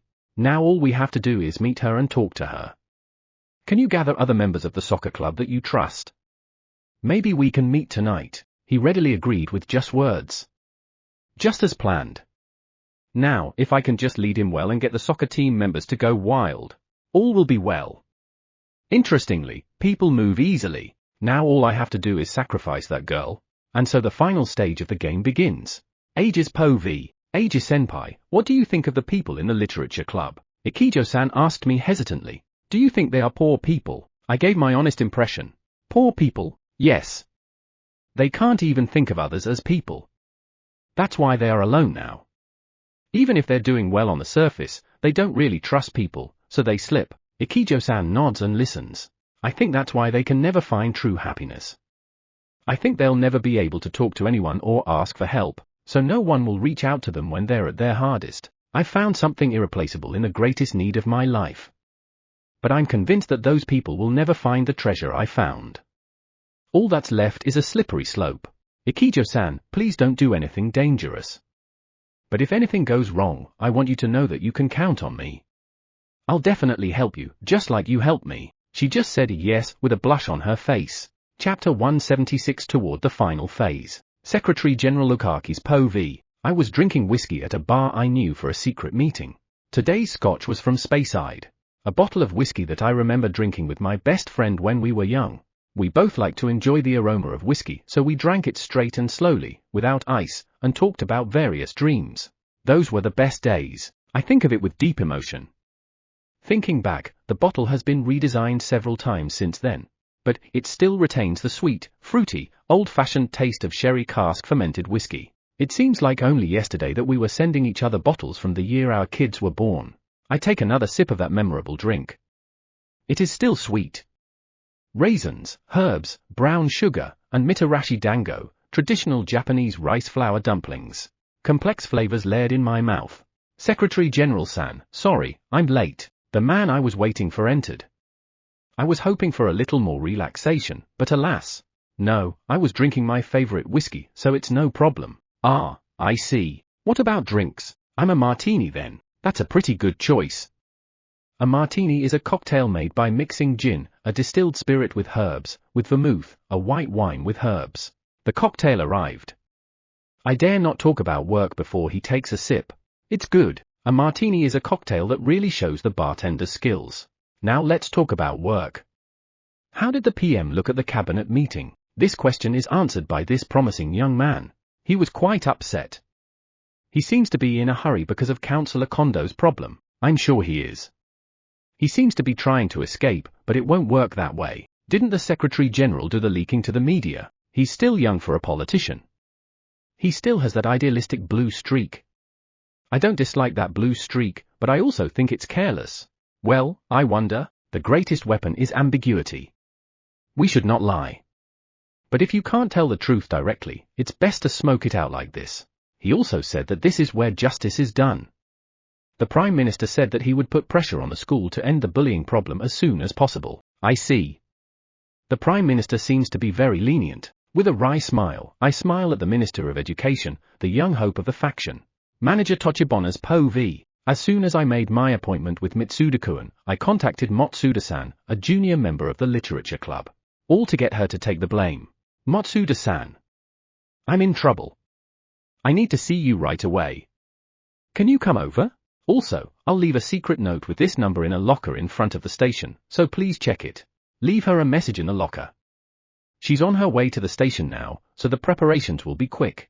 If you can get her, Mitsuda-kun and the members of the soccer team to move now. I will silence Aono Eiji and pin the blame on them. This is the only way. Yes. It's okay.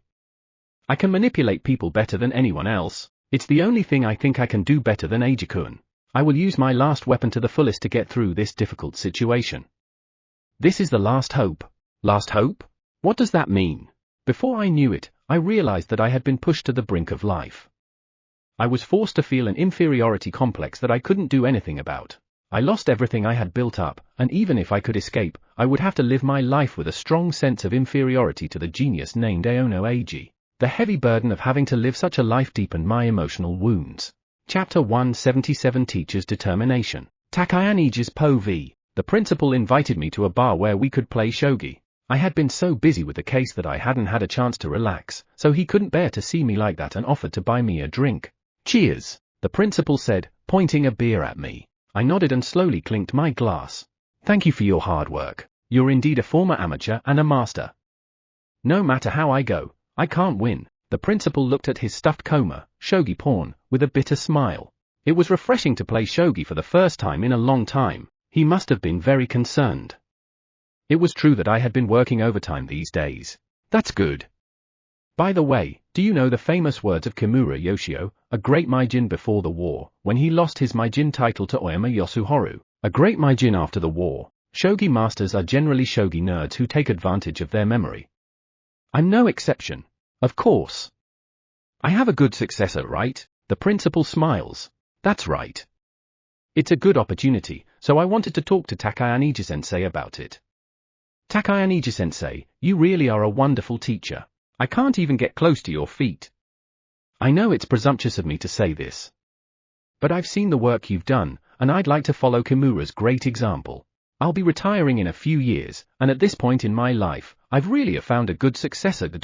Oh no, I still have a long way to go. Without the help of other teachers, I wouldn't have been able to solve this problem. No, that's modesty. Normally, we would have shied away from this problem. I think we've gotten this far because you recognized it early. Let me tell you a little old story. Actually, I was once the homeroom teacher in a class where bullying occurred. There is a hint of remorse on his face. That gives you an idea of what's going on. In the end, I couldn't protect my student the way you did. She left the school. I didn't realize it until the victim missed a lot of school. That's my biggest regret as a teacher. I think it really hurt the teacher in front of me. Being a teacher is a responsible job that affects the future of children. We know this in words, but sometimes the hustle and bustle of everyday life makes it seem so far away. I couldn't finish the words. Because I know that if Aono-kun had been like the principal's students, I would have regretted it for the rest of my life. That's why your response was so wonderful. Knowing that there is a teacher like Takayaniji-sensei in this field, I can pass the baton to you with peace of mind, and I think the expression on his face is that of a person who has made up his mind. Thank you, that was the limit of what I could say. Yeah. Anyway, young people today are amazing. Olympic athletes in their teens are a matter of course, and the same goes for shogi. There are young people of almost high school age who are at the top of the professional ranks.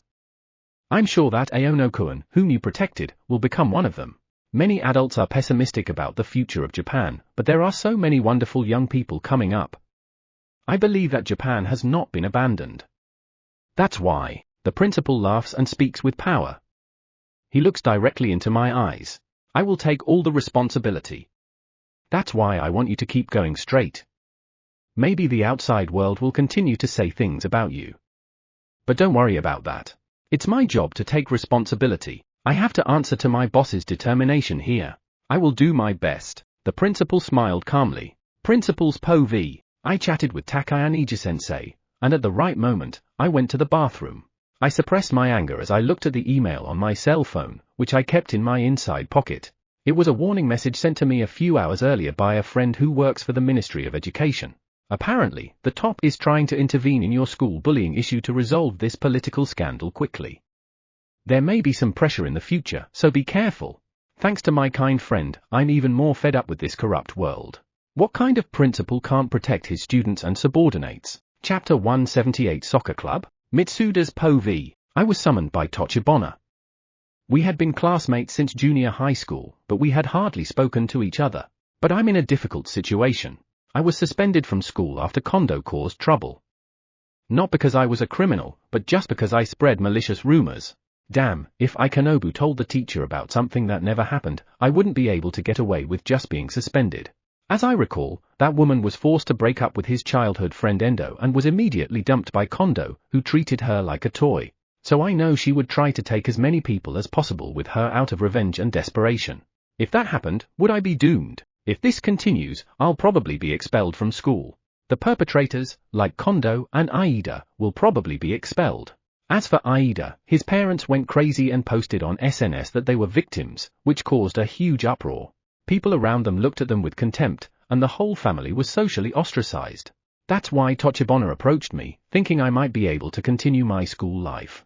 That woman is a demonic thinker. Damn, damn, damn. I'm being manipulated by her. Just like Kondo. While I was waiting at the designated park, a woman appeared in front of me. Matsuda's POV. I arrived at the place designated by the manager. According to the instructions planted in the locker at the station, our escape from our doomed fate depends on our ability to successfully manipulate this third-year senior. Mitsuda-senpai. I heard from Kondo-senpai that they were good friends. I also heard that he treated him more like a subordinate than a good friend, even though he was a senior. He's still Kondo-senpai's lackey, right? If I look at it that way, it becomes less frightening. I came here under the guidance of Manager Tochibana. Okay, what should I do? He asked in a panicked voice. I'm sure he's suspended from school right now. He's already on the edge of a cliff, and there doesn't seem to be much time left. Our plan was to blame everything on him. First, we will make him the main culprit for stealing Aono-kun's manuscripts and personal belongings from the literature club room. We can plant the duplicate key in the club room and the cut-up manuscript in his school locker or bag. We have all the circumstantial evidence we need. This should clear the literature club. Another problem is how to deal with Ikanobu A. She has malicious intentions against us. So we have to eliminate her or convince her. Mitsuda-senpai and the members of the soccer club will have to get their hands dirty. We just have to lead them. Tochibana's POV. I hid behind a tree in the park and monitored their contact. It worked. Just to be sure, I took a picture of them with a photo app that doesn't make a shutter sound. I will blame everything on both of them and constantly prepare myself so that I alone can survive. I try to leave no trace when I contact them. It's a hassle, but I'll also do something to their locker. Ikanobu-san and Matsuda-san have a love-hate relationship with Kondo-kun. The two of them had a grudge against each other and threatened each other by saying things that didn't exist, and eventually, this is the scenario I prepared. I'm just a poor victim caught in a love-hate tangle and the self-preservation of a soccer club member. This is how I position myself. Then whatever he or she testifies will be just a bunch of nonsense. This is the work that will be my culmination. I will put my whole life on the line and accept the challenge to create. For that one moment, I even forgot my inferiority complex towards Eiji-kun and was filled with elation. Chapter 179 The Devastation of the Aida Family. Aida's POV. The flames on the internet flared up in the blink of an eye. The intimidation and Councillor Kondo's ranting alone had added fuel to the fire. In addition to that, old hag's continued screaming. I deleted the post right away, but why? In the end, the hag's account revealed that I was involved in the bullying issue and that I was one of the masterminds, although I don't know where the leak came from. This caused the internet firestorm to explode. Ironic, the son of the PTA member, LOL, who attacked the school was one of the masterminds behind the bullying. Today's thread. My son was punished for bullying. The school was accused of arrogance, and she wanted to spread the word on SNS, but she was successfully burned. The PTA member's son was one of the masterminds of the bullying and threatened the school, but she was successfully repelled. Both the husband and son's real names were successfully identified. Is this the despair Aono Eiji felt? Everything seems to be the enemy. As if they were mocking me. The old hag was as skeptical as I was, and we were scared to death, shivering in the dark room with the curtains drawn. Just the mere sound of a notification on my phone would make me shake with fear. I've already turned it off. We also shut down our internet connection for no reason, afraid that someone was watching us. So we cut off all contact with the outside world and shut ourselves in. We only eat lunch boxes from a convenience store that the old man buys on his way home from work. With less than one meal a day, we are losing weight fast. I received a complaint from the company because of the internet firestorm. So they asked me to take a leave of absence until things cool down. I couldn't even look the old man in the face. I felt like everything I had was falling apart. As I tried to escape upstairs to my room, I heard the old man mutter something to me that I tried not to hear. This could make it difficult for you to continue your education or find a job, let alone return to society. I ran upstairs, almost wanting to cry as I faced the truth of my stolen future. At the top of the stairs, I bumped into the old hag. Anger welled up inside me. If only she hadn't done something so unnecessary. I might have been expelled from high school, but my future would not have been lost. It's all because of the unnecessary things this old hag did. Why did you do an unnecessary thing? You see, even PTA executives can't do anything about it. Don't misunderstand yourself, old hag. When the old hag heard my insulting words, her eyes welled up, and she fell to her knees. The never-ending hell has begun. Aries Po V. What will you do now? In my room, I wait for everything to be over. Tochibana is mentally backed into a corner. She has to come up with a strategy to escape on her own. Will she provoke the soccer club to attack me? Or will she provoke the club's literature? Or she could try to make me guilty of a crime, which is her specialty, and make my testimony look unreliable. There are only about 3 patterns for her now, and with each choice, you will be destroyed, along with me. I can't wait, I can't wait, I can't wait. Maybe I won't see the end of you, but that's okay. Just when you think everything is going well, I want to send you into despair. It's okay to end here. Because I don't have anything anymore. So let's commit Su_side together. It would have been better to go with Kondo-kun. But I can go to hell with you. You'll end up in the same place as me as soon as possible. How long do you think you'll stay in the safe zone? It's already a battlefield now. Chapter 180 Ikanobu Aries Past. Aries Po V. Why did I become like this? If I hadn't betrayed Kazuki, I wouldn't be like this. That much I can say. Wow, Ikanobu-san, you're so good at teaching.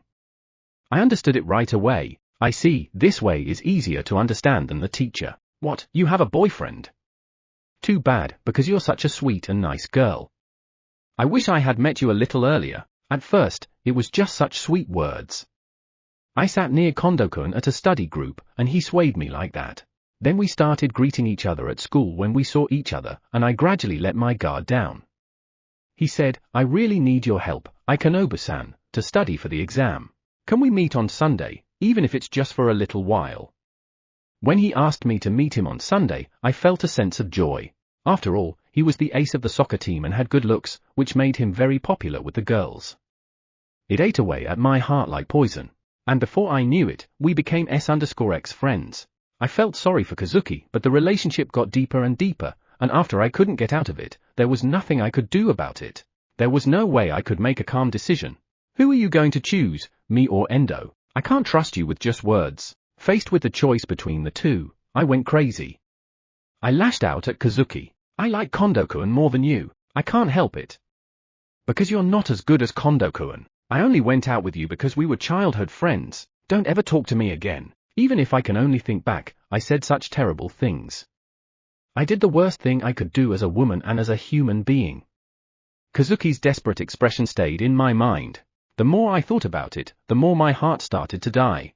After that, Kazuki never appeared to me again. Soon, rumors spread about my affair. My parents also heard about it and chastised me. What does that mean? Kazuki-kun stopped coming to school. What did you do? I couldn't answer them. Their desperate faces overlapped with his. I knew it. Let's split up. I've done something bad. You'd better stay away from me now. And I got dumped. In retrospect, I think it was a self-centered thing to do. But I had to hold on to him because he was all I had left. Don't throw me away. I clung to him miserably. When I told him this, without you, I would have nothing, he gently embraced me. But looking back, I gave up my dignity that day. And I became a toy for him. From then on, I started to see him playing with other girls. I was jealous. I despaired. But I couldn't stand up for myself because I was afraid of losing everything. I could only watch my heart slowly die and grow cold because I had betrayed the people I cared about the most. 3 months. I took a break from school. My parents gave up on me and gave me this room, a prison of body and soul. No one could help me, and I didn't deserve to be helped. I'm the worst kind of woman, and I'm an evil woman. So let's dance like an evil woman and scatter. Tomorrow, she will make her move on me. Let's set the best stage. Manager Tochibana's Po V. Matsuda-san did well. We'll be fine now. First of all, Ikanobu-san is a very simple woman. I made Kondo-kun act according to the script I made up, and she immediately started cheating. using the words I made up to strike the final blow into the heart of her precious childhood friend. Now it's finally time. It's my turn to deliver the final blow. Chapter 181 The Fateful Day. Manager Tochibona's POV. The next day. Finally, today is the day to decide our fate. Matsuda-san has done a great job. By now, most of the soccer club must be terrified. And all their hatred is directed at Aono Eiji, and the outbreak will be tonight. The members of the soccer club will rush to Aono Eiji to silence her. All I have to do is get away with it. Only I can get away with it. I am like a witch. Because I am the one who has all the plans. This is a story that only I can write. The kind Aono Eiji would never be able to write it. It's absolutely impossible for anyone but me. This is proof of the existence of my talent. I kept shouting this in my heart. I opened the show box. There was a letter carefully sealed with wax. The name of the addressee was not written. But I had a bad premonition. I went to the literature club room, which should be empty. I quickly broke the seal. Dear Tochibona, please forgive my sudden letter. I can't show you any respect, so let me start with the main issue. Please stop wasting time. And confess everything. What's this rude letter? Who betrayed me? There can't be any proof. My plan is perfect. I yelled and hit the pile of paperbacks on the table in the club room. The book flew through the air, its pages torn and a mess. You're a very wise person. But you do not realize that you're drowning in your wisdom. Your wisdom should have been used to make someone else happy. So, please atone for all your sins. I'm perfect. I made no mistakes, and I don't need to atone for anything. I was angry and kept reading the letter. I do not want you to make a mistake. This is not an equal negotiation or request. It's a warning and an ultimatum. If you ignore it, you are doomed. Sounds like a letter of doom and gloom. There's no way you can stop me with something like this. Fine, if you're going to go that far, catch me and show me. Before you do, I'll reveal your true identity and have you socially erased like Aono Eiji and Amada Miyuki. Tearing the letter into shreds, I renew my resolve. There is no evidence. So I won't lose. All students at this school are my enemies, and I will live with that. No one has ever mocked me like this before. I really don't know what to do. While I was burning with revenge, I heard a knocking sound coming from the entrance of the club room. Who the hell are you at a time like this? I opened the door, suspicious and cautious. In front of the door was a man I knew well, and then the face of someone who shouldn't be here. Eiji-kun? Why are you here? Aono Eiji. A former junior whose face I never wanted to see again. An irregular who denies my history and moves outside of it on his own. And my nemesis. Manager, I have something to say. The junior I knew was never this confident. He always gave the impression of being kind and carefree. What I see before me is a different person. For a moment, I was afraid that he might be the one who sent the letter. That's what I had in mind. Okay, come in. And so I greeted the fateful day. Chapter 182 Eiji vs. Manager. Although the manager looks a little scared, she lets me into the club room. I touch my pocket a little and take a deep breath as I enter the room. I feel nostalgic. It hasn't been that long, so I can't make any impressions. We sit down, facing each other. So, what's the story? She urges me to speak quickly. It's no surprise since we already have a broken relationship. Did you hear the message from Matsuda-san? A message? Apparently, she hasn't gotten the message yet. Then that's convenient. Yes, I told her. If you guys try to hurt the people I care about again, I won't forgive you. I expressed my anger clearly, and she replied calmly with a sigh. What are you accusing us of? Don't be careless with your accusations. It seems that she wants to keep her mouth shut. So far, it's within expectations. This is a warning.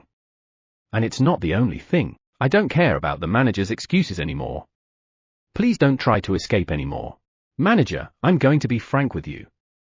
Please return my manuscript. The moment I said these words, she had a strange expression on her face. She didn't seem to notice my trump card. What are you talking about? I had told the teacher about it during the school investigation. Before we knew it, Eiji-kun's manuscript was stolen from the club room. It was the work of the soccer club, the main culprits who bullied you, and we had nothing to do with it. So you have no reason to ask us to return it, really? There aren't any left. Yes. There is not a single one left. Are you convinced? She continues to maintain her strong stance. But there is a contradiction in her statement. No, I'm not convinced at all. Manager Tochibona. There are contradictions in the story you made up. Then I'm not convinced. I chose my words in a way that would shake her pride the most. If I say that, she has no choice but to follow my plot. What are you talking about? I'm just telling you the truth. Why are you so insistent today, Eiji-kun? As a former admirer, I'm saddened to see the manager so agitated. How can she be so cornered that she misses such a simple contradiction? This is indirect evidence that she's lying. Well, let me ask you. How was my manuscript stored? I remember it was bound in a big file with the other members' manuscripts, wasn't it? In a bookcase with a lock. The manuscripts of the club journal for each year are bound in the bookcase. And they were still arranged in the same way and in the same order on the locked bookshelf. What's that? Isn't it strange? If there were such a sneaky criminal, he would find the key and steal only my manuscript with pinpoint accuracy out of the countless manuscripts bound in the file. There is no way an outsider could do that in such a short time. Unless you have someone to help you, it's impossible. In fact, when Akijo-san retrieved some of my manuscripts from the club room, she was able to do so because Hayashi-san told her where the key was hidden and how the manuscripts were stored. In other words, if someone outside the club stole my manuscript, it would be difficult to make it work without some help from inside. Also, the manager said that none of my manuscripts were left behind. So did the sneaky criminal just pick my manuscript out of the countless manuscripts stored in the club room and take them all? Could an outsider go so far? Normally, at least one manuscript should be left behind, right? The manager's face turned white when she looked at me. If she had told me that she could return some of the manuscripts, I wouldn't have been able to use this plot. It looks like she has dug her own grave. No, I don't know. Maybe someone other than me cooperated. Then I was set up, too. She is giving her own defense as if she is talking fast and rambling. I see. But I don't trust you. I'll say it again and again. Manager, please give me back my manuscript. This statement clearly identifies her as the culprit, and I say it on purpose to corner her. Come on. There is nothing that isn't there. I know, Eiji-kun, you're making your professional debut, right? Isn't that enough? Now that your debut is set, are you going to overdo it? Stop messing around. I saw a paperback book break and fall to her feet. Is that her limit? Manager, you already know, right? I'm sure you already know. If you get rid of my manuscript, you are disqualified as a writer. Your actions are nothing but a denial of what you have worked so hard for. I told you to shut up. I don't want to hear anymore. Just get out. Get out of here and get out of my sight. The negotiations have been completely broken. So I'm going to tell her what's most important. I understand. But I want to say one more thing. I will never let you hurt the people I care about again. Chapter 183 How to be an Adult. After saying goodbye to Manager Tochibana, I went to an empty classroom where my special class would be held. Today's first class was World History. The teacher is Takayan Eiji-sensei. Ikijo-san had already informed the school about Hayashi-san's case. That's why I contacted Manager Tochibana earlier. I had a naive idea that maybe the negotiations would go well. I knew it was unlikely. Return the manuscript. It was just a metaphor. I wanted her to admit her crimes and surrender without further futile resistance. Returning the manuscript was a process of admitting her lies. I didn't want to be even more disappointed with my former friend, whom I spent 2 years with. I didn't want her to run amok and become a monster who would hurt a weaker junior to protect herself. But it looks like that is not going to happen. My former friend has become a monster. To the point where she can't even recognize other people's pain. Maybe she just kept it hidden for a long time. I don't know the truth, but one thing is clear, if I leave her alone any longer, the number of victims will continue to rise.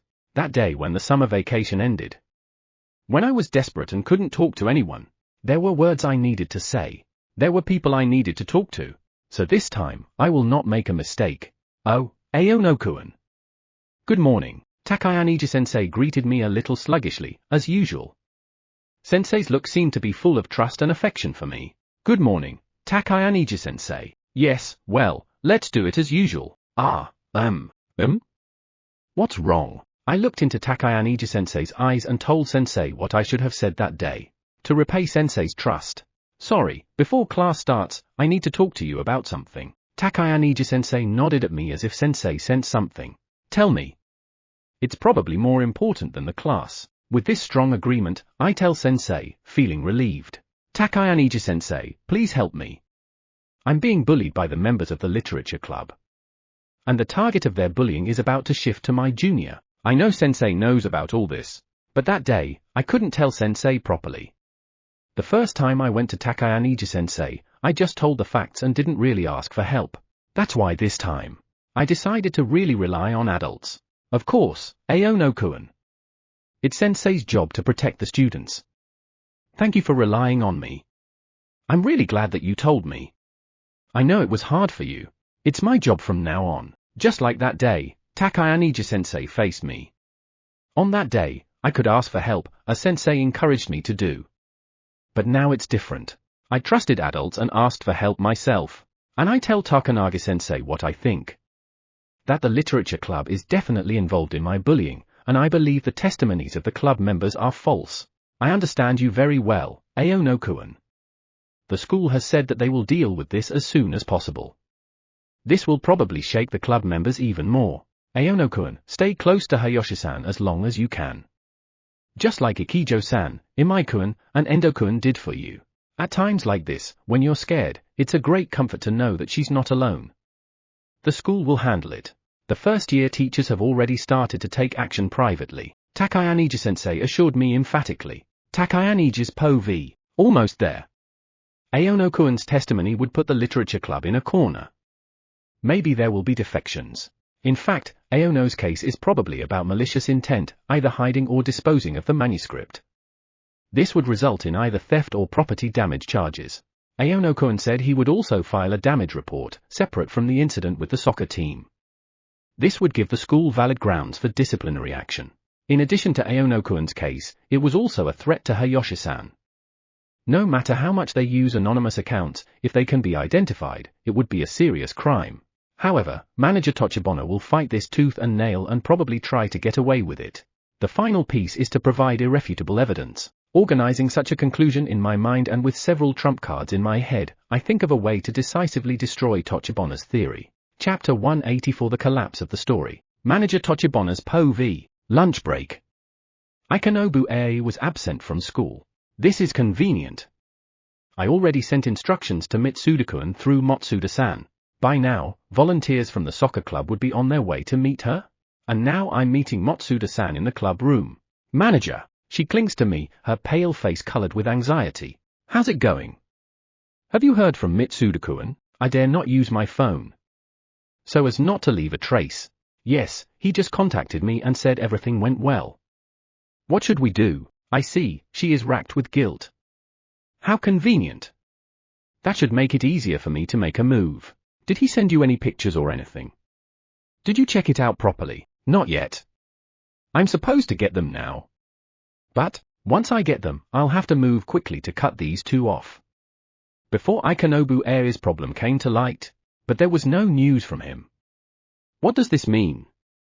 Could they be in trouble? For example, if someone saw them and the police caught them. What should I do? Cut them off here? That would be safer, but if Mitsuda-kun and the others were caught by the police, they might become suspicious. I can't make a move. What should I do? While I was standing here, unable to come to a conclusion, I heard someone knocking on the door of the club room. Eiji's POV. I met Ikijo-san, Hayashi-san, Satoshi, and Endo in the cafeteria. It seems that Ikijo-san had secured our seats in advance. Well, let's introduce ourselves. I've already given them a brief explanation. Satoshi and Endo said they would help us. I'm Imai Satoshi. You can count on me if you need anything. Also, let's exchange contact information. I'm Endo Kazuki. I know you're worried, but don't be. If there are enemies around you, there must be allies as well. We exchanged contact information and made a group. If anything happens, we will post a message there so that someone who notices will rush to the scene. Also, for now, I've adjusted everyone's schedule so that she won't be alone going to and from school for the next 2 weeks. Thank you for doing all this for me. Hayashi-san bows her head in a truly apologetic manner. Both Ikijo-san and I denied it at the same time, and Satoshi followed suit. Hayashi-san, you should rely on someone when you are in a difficult situation. If you don't, you'll break the circle. Hayashi-san looks a little happy and says, Circle? Yes, a circle. Probably every member here has been saved by Eiji at some point.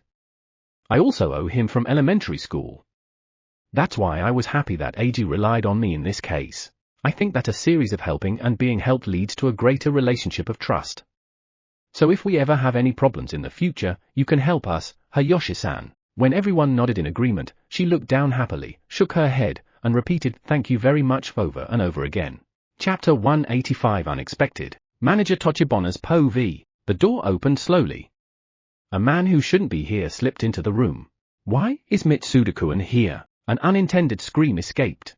Hearing these words, the man laughed happily. Why am I here, you ask? Because I'm here to outwit you. Shaking his huge body, the man who was supposed to be Kondo-kun's slave smiled wickedly. Then, as the meaning of his words penetrated my mind, I heard the sound of blood rushing to my ears. Outwit? Yes, that's right. I'm not on board with any of your maneuvers, you know. From the beginning. I heard what you said, but I had no intention of doing it. I knew you would blame me for everything. There is no way I will accept your offer, B_TCH, don't make a fool of me. His hideous laugh echoed through the clubroom. But you said you did well. Matsuda-san also seemed unable to comprehend the situation and asked back with a shudder. Oh, yes, I did indeed do well. I made sure to tell Kondo's pawn in the soccer club that Ikenobu was going to tip off the teacher. They're probably on their way to Ikenobu's house right now to raid her. They don't know that I tipped off the police in advance. They are idiots. They must have been caught by the police who are waiting for them now. Negative emotions like jealousy, humiliation, and an inferiority complex seemed to swirl inside me. Why do you sell your friends? Friends? I don't think the guys who used me and treated me like a slave for 3 years are my friends. I could tolerate it if Kondo could get me a sports recommendation, but I can't even do that because of him. So I have to take revenge. He seemed to be a bit broken already because he even passed on our accusations with a cool face and a broken laugh. You're an idiot too, Tochibona. Why did you consult me, of all people? I've had a grudge against Kondo for a long time. You were Kondo's woman too, right? Then you're the ones I should avenge. Thank you for making it easier for me. Hearing these words, I can't stop trembling. The illusion of the death penalty is being imagined. What are you going to do to us? Don't be afraid. I'm not interested in any of you. Who wants to mess with a woman who's connected to Kondo? I love to see the guys who look down on me get destroyed, and then he starts laughing like a broken man.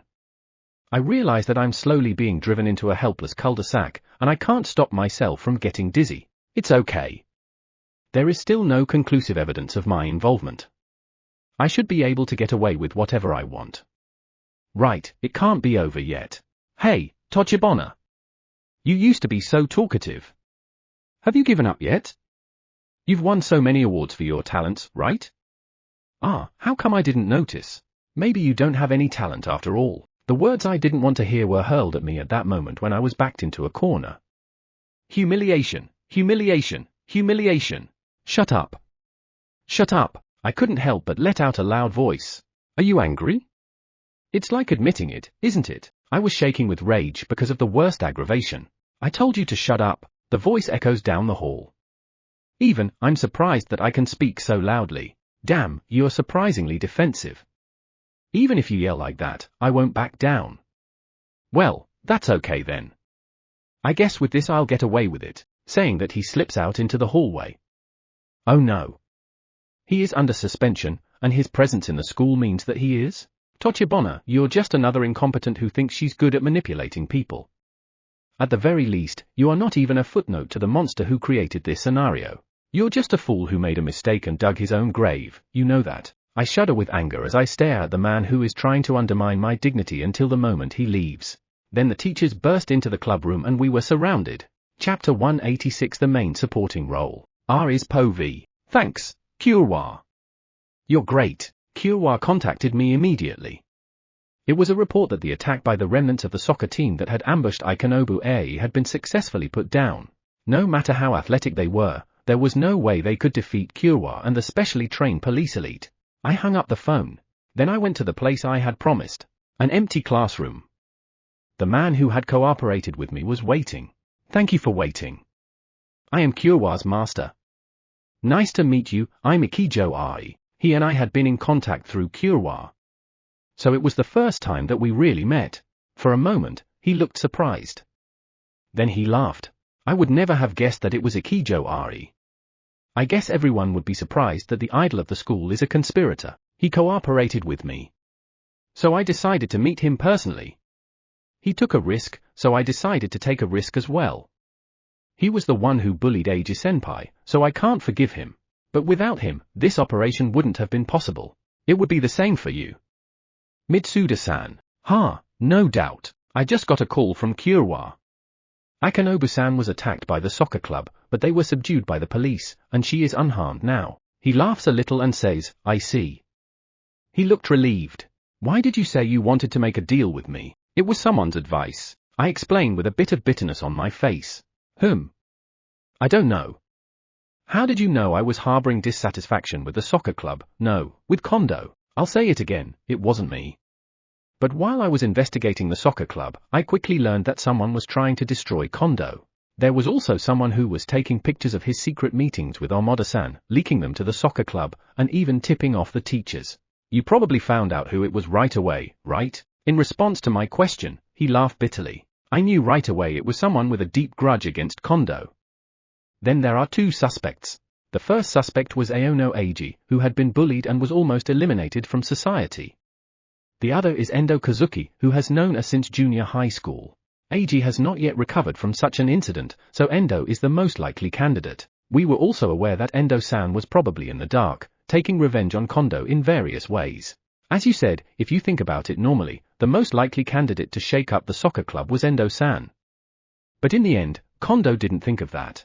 Instead, many members of the soccer club were suspicious of you because you had found a large number of photos of a secret meeting between Kondo and Amada in your locker.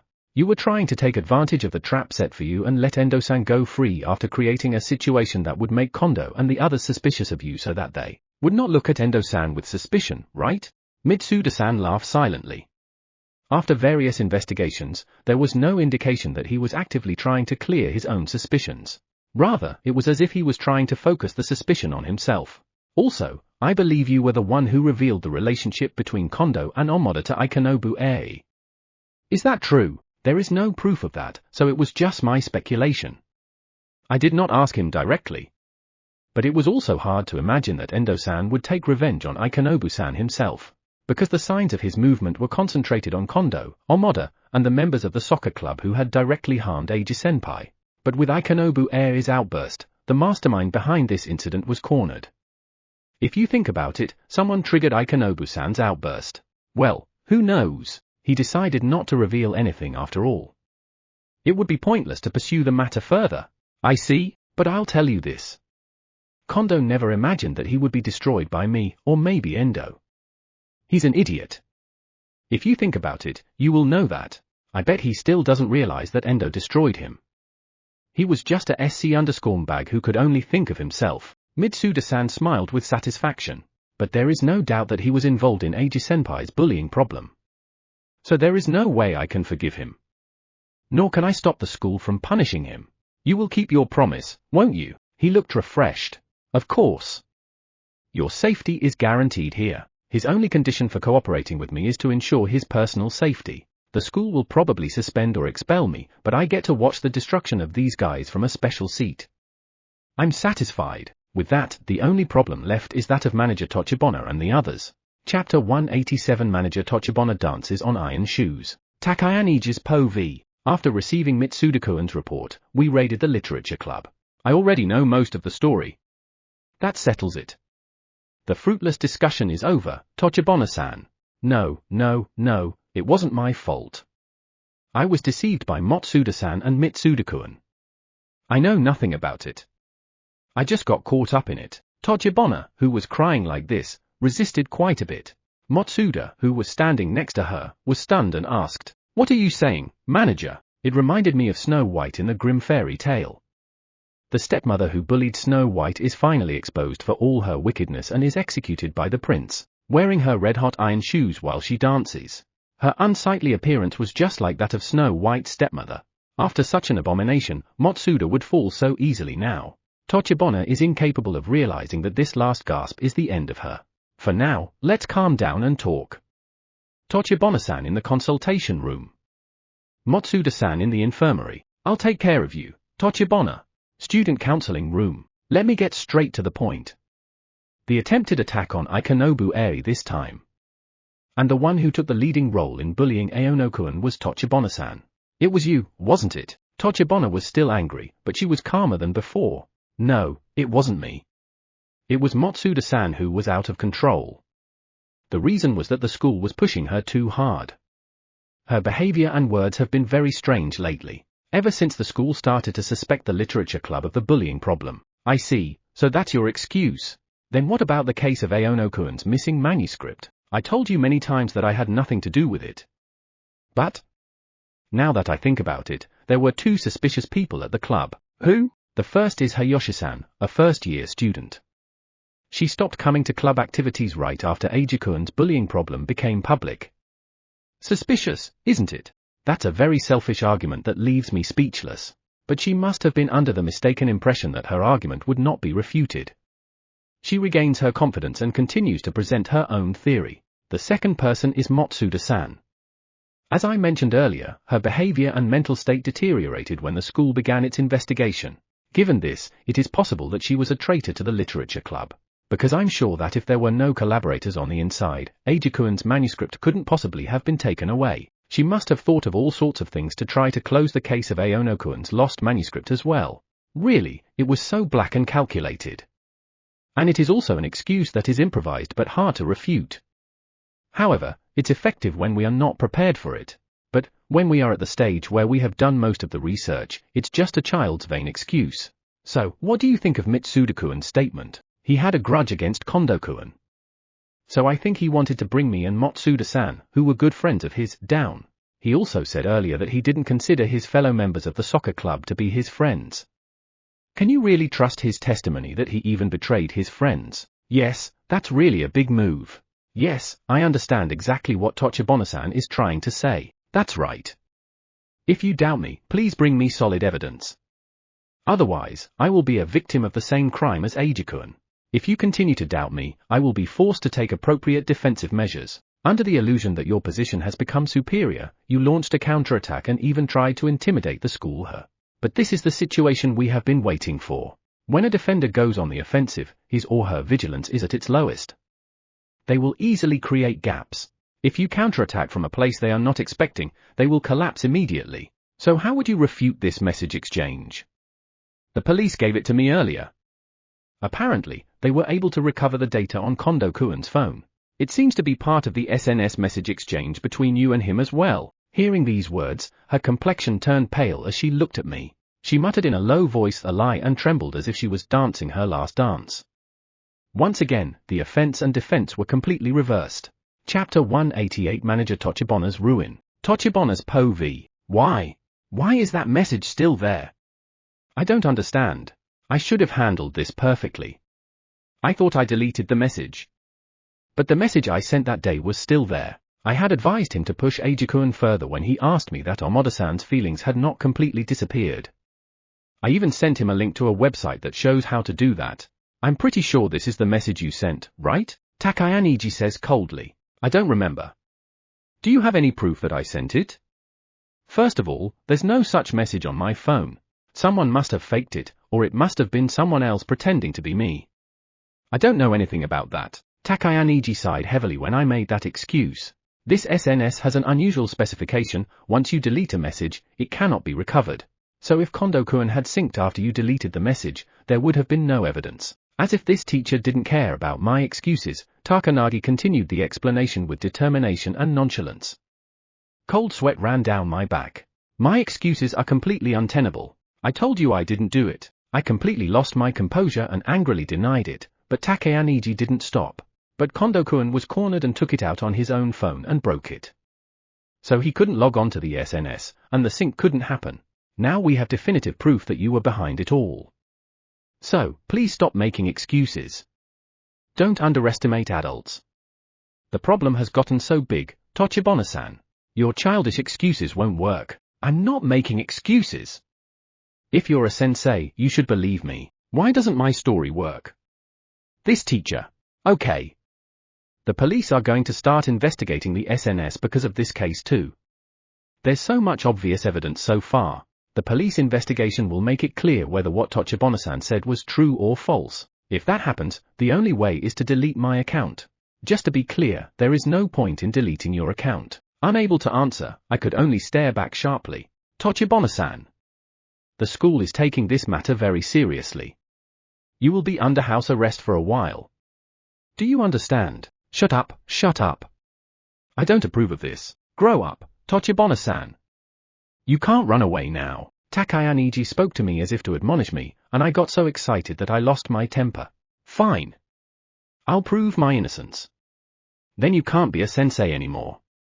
I hope you're ready. I threatened this teacher with the strongest words I could, but Kondo Eiji would not budge. This is what we want as sensei. I hope you're right. We are also investigating other members of the literature club. If we find out anything else, we'll contact you from here. No. I have to do something. If the excuses don't work, I'll have to blame someone else, not myself. If Matsuda-san is being interrogated right now, I should go after Hayashi-san as soon as possible. I have to overcome this case somehow. I rushed out like a predator after a small animal. Kondo Eiji's POV. This is Kondo Eiji. Yes. I just finished interrogating Tochibana-san. She keeps making excuses and refusing to admit anything. What about Matsuda-san? I see, she almost admitted it. I understand that. Tochibana-san is cornered and may try to contact Hayashi-san or other members of the literature club by force. Let's step up the patrols this time before trouble breaks out. My guess is that Tochibana will try to force them to do something. But that would be like being cornered and taking a desperate leap. There is no way it will work. On the contrary, I expected to get conclusive evidence faster than the police investigation could be completed. Aono-kun and the others would already be following Hayashi-san, and the teachers would be watching her closely as well, so if she tried to force contact with her, Tochibana would collapse in a single bound like a mouse in a trap. Just to be sure, I followed her. Chapter 189 Manager and Hayashi-san. Manager Tochibana's POV. I can't accept this. I am the chosen one. I didn't screw up like Kondo-kun, and I can still do something. I have to do something. Even the message that was leaked earlier can't be the final proof. On that level, I can only say that it was a joke. I can say that I didn't think Kondo-kun or the soccer team would actually bully him. There she is. I found the prey I was looking for. It's already after school. I thought she was going home with more than one person to prevent bullying. She happened to be alone. Now is my chance. The only way to reverse the situation is to use her. Hayashi-san, I dare to be friendly and call out loudly.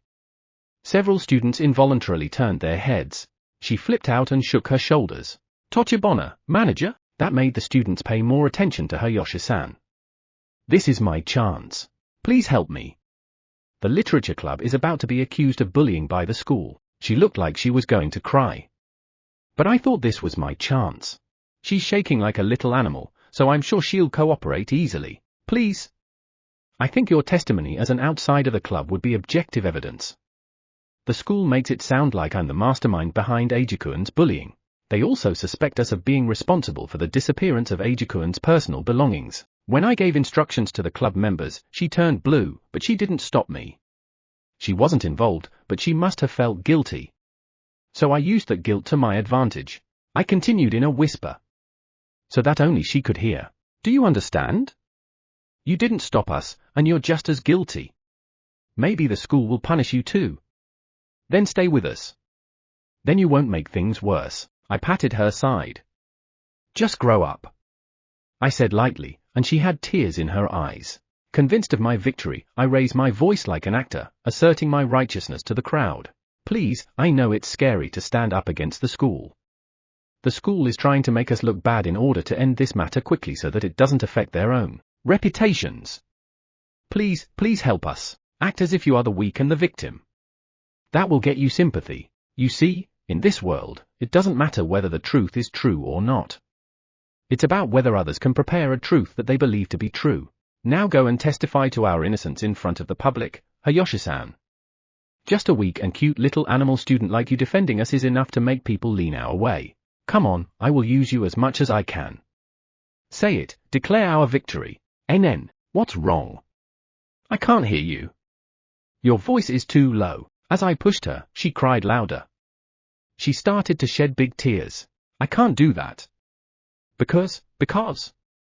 I saw manager Tochibana-san instructing the members of the literature club to bully Aono Eiji senpai by disposing of his personal belongings and manuscripts. The sympathetic mood I had gained earlier was immediately shattered. Cold looks flew in my direction. What are you talking about? When I gave her a look that implied you were equally guilty, she shook her head in disgust. I can't lie anymore. I don't want to. I don't want to be dirty like you. I don't want to betray Aono senpai, whom I respect. After I couldn't control my bloodlust, blood suddenly rushed to my head. I slapped her. Chapter 190 Ruin. Tochibana's Po V. I was so angry that I accidentally aimed my slap at Hayashi-san.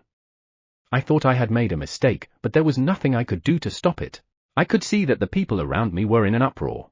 All eyes were on me. Violence is not allowed.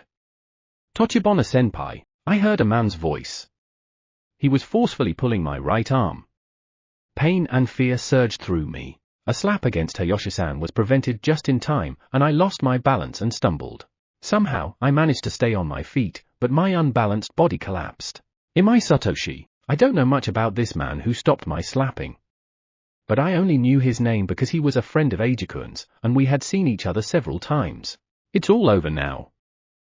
Just now, it's as if you confessed everything. Even if you excuse yourself by saying that Hayashi-san is lying, the evidence has already piled up. It's useless.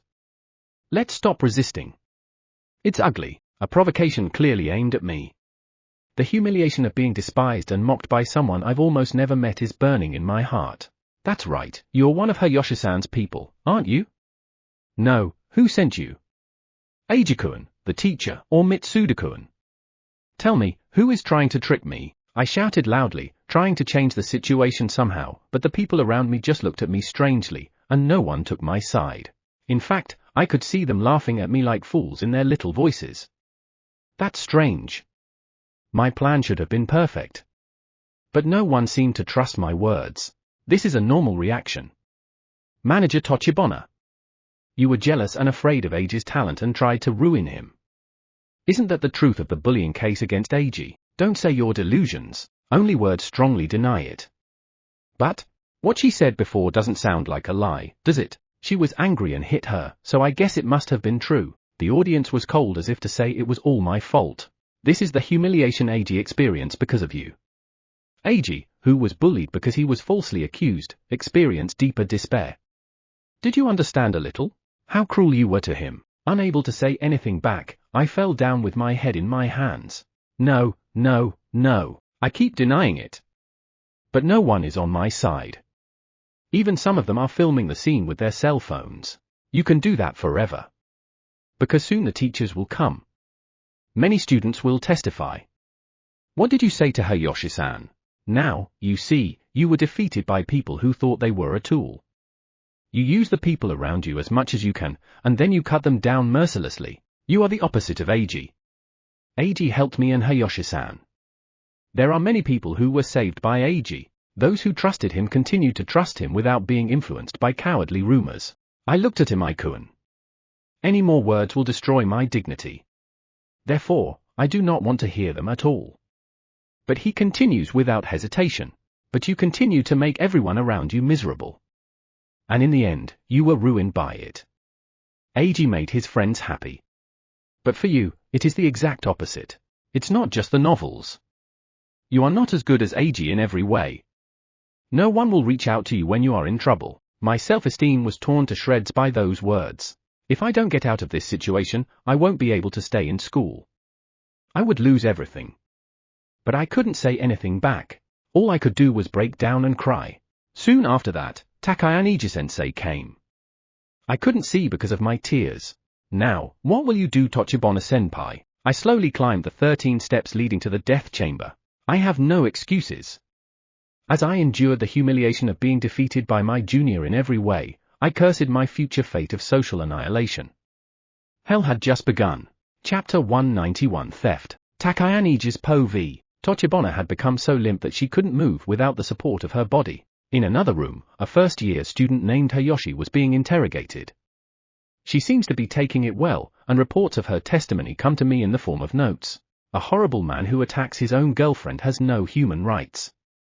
This is the most scandalous incident since the beginning of the literature club, so I must erase his existence. I will erase his entire existence. Everyone, please cooperate.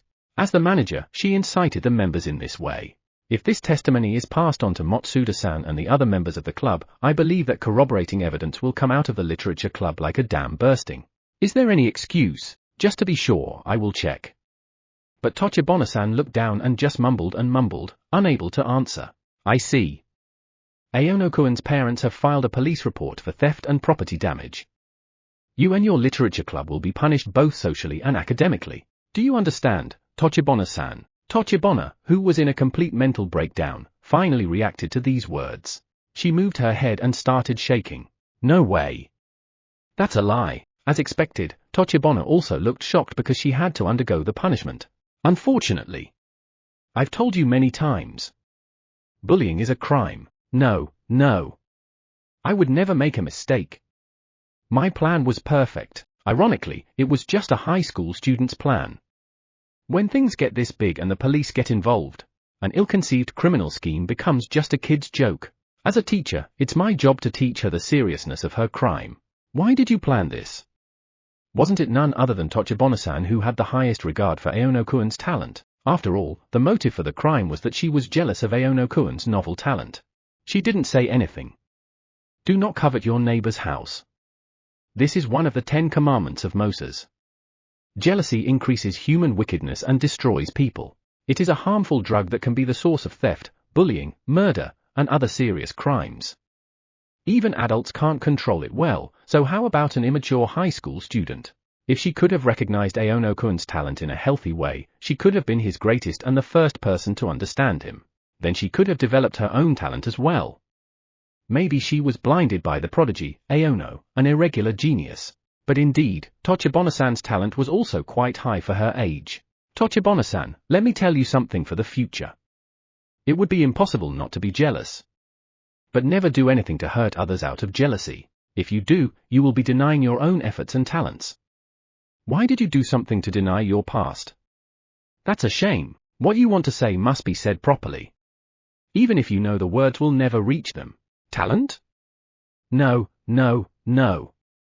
I know nothing. I don't know anything. I don't know anything about any of this. Lies, I'm not lying. No.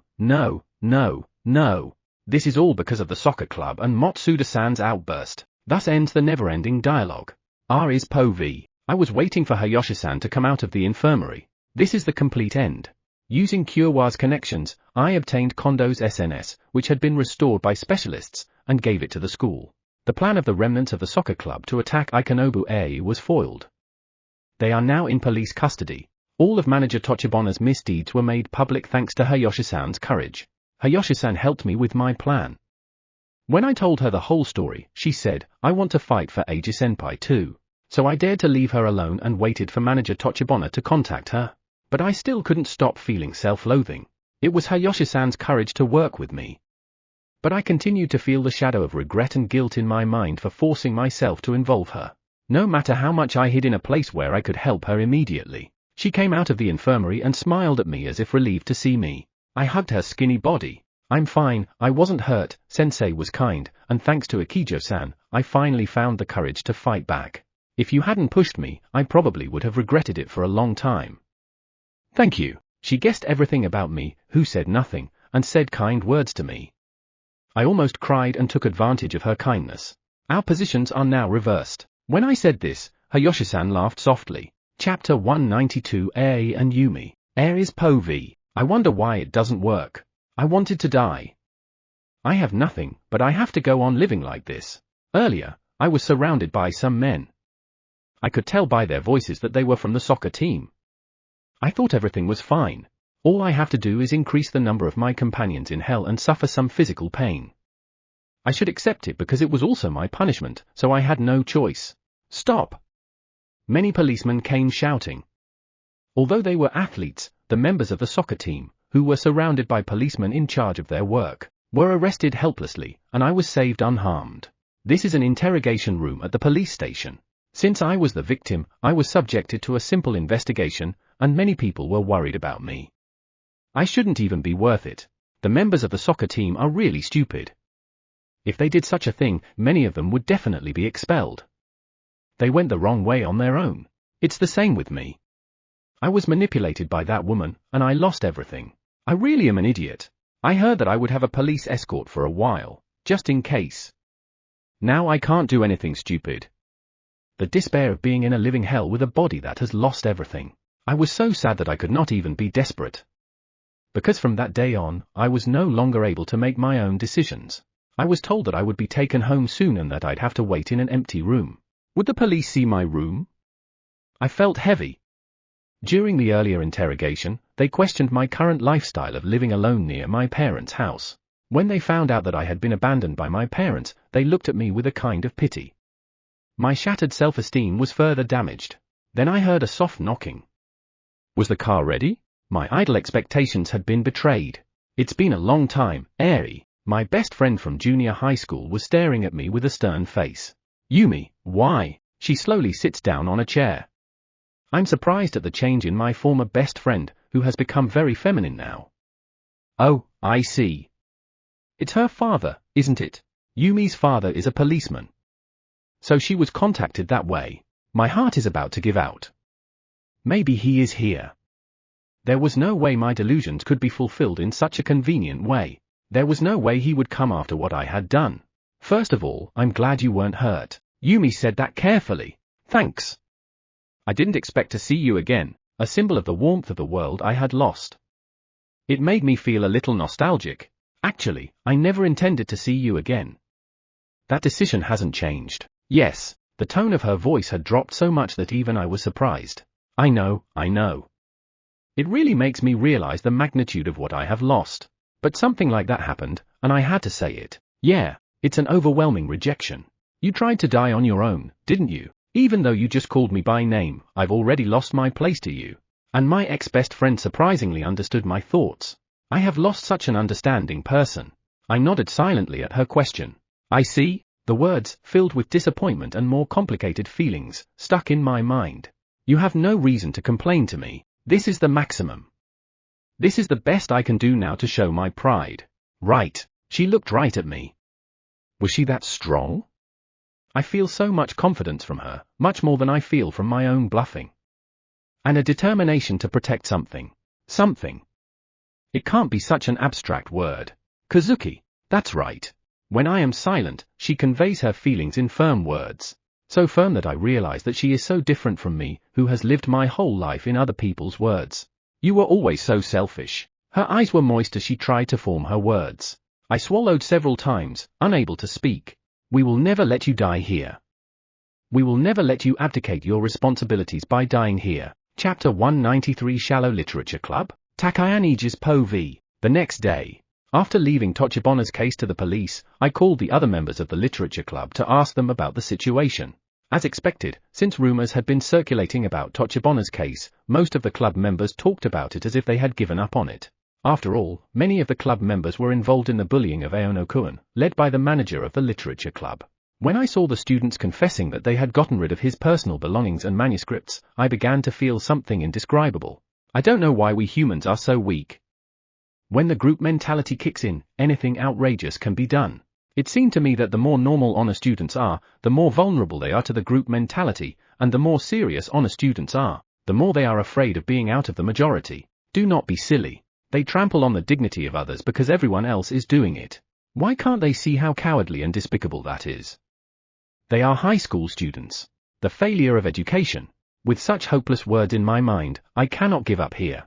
As an educator who could not prevent this incident, I definitely could not give up. So I called Matsuda-san, who seemed to have taken a leading position in the literature club along with Tochibona. Come in. I called her into the guidance office. Just to be sure, I asked Mitsuo-sensei to accompany me. Matsuda-san came into the room, her face pale and even her legs shaking.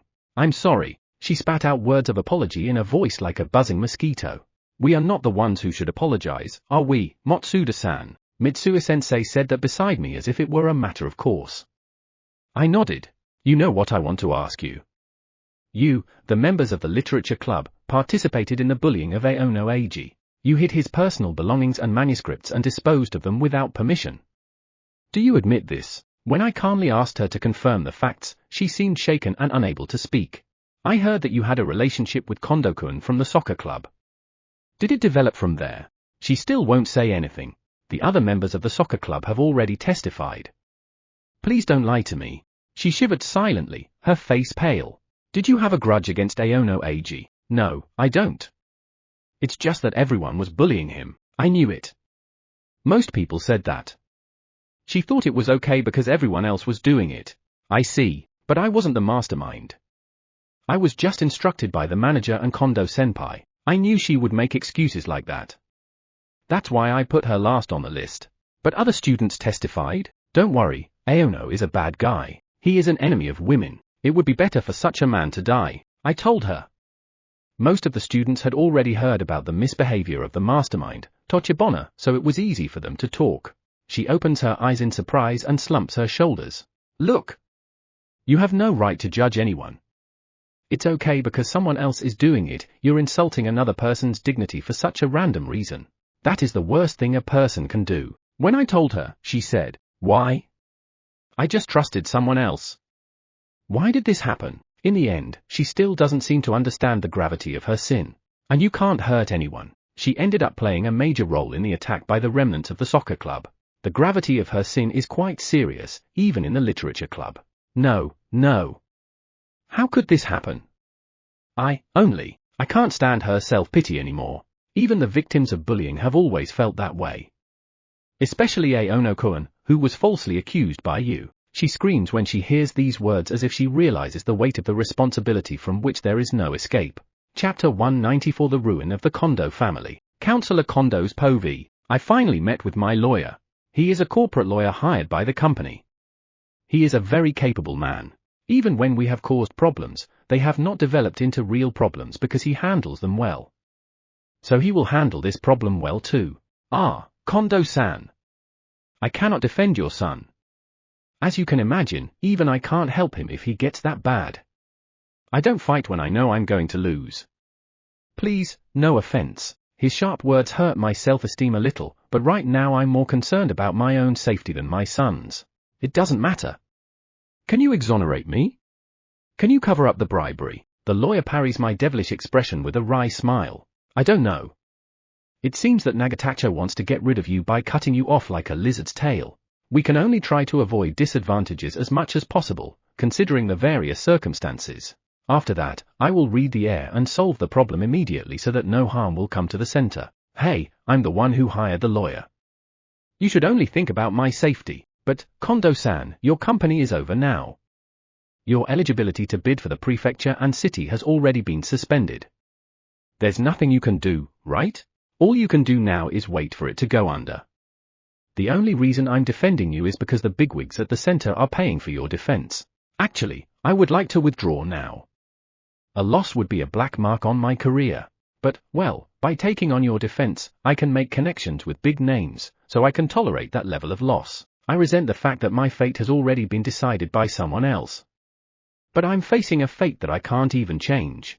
What will happen to me? Yes, you will be deeply in debt. Even if you minimize your wounds in this case, you will still be socially erased. No matter how you turn out, you're finished. A cold blade pierces my heart.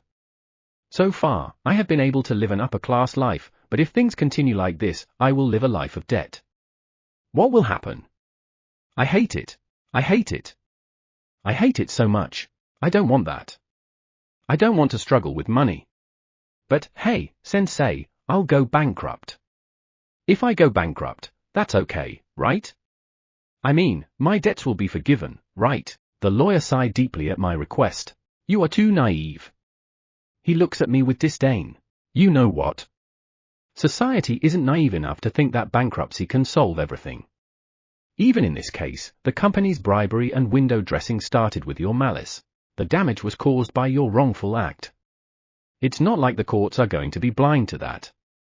There is no way you can be completely forgiven for doing something wrong. How naive are you?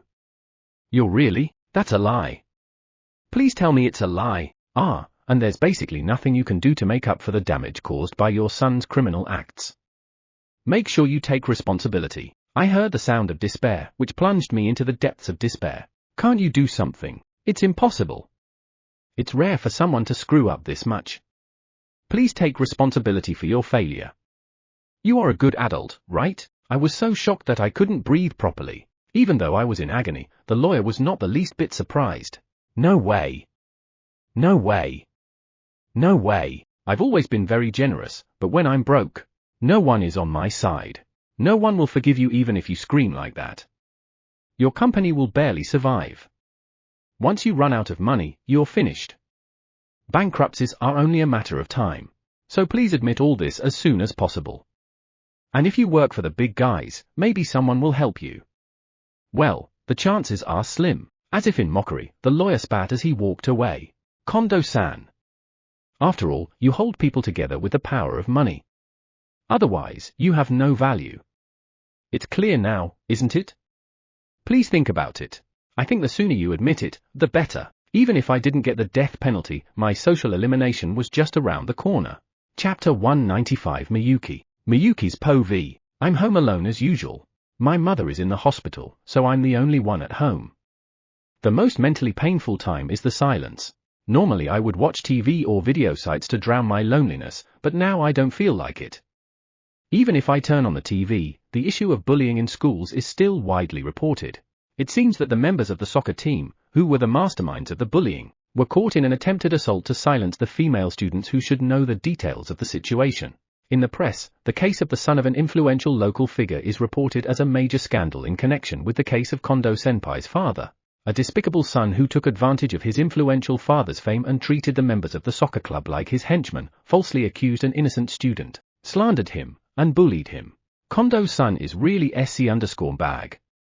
It can't be helped since they are the henchmen who followed such SC_bag. There are definitely some extra crimes in this case, aren't there? The SNS were also abuzz with efforts to track down the masterminds behind the bullying.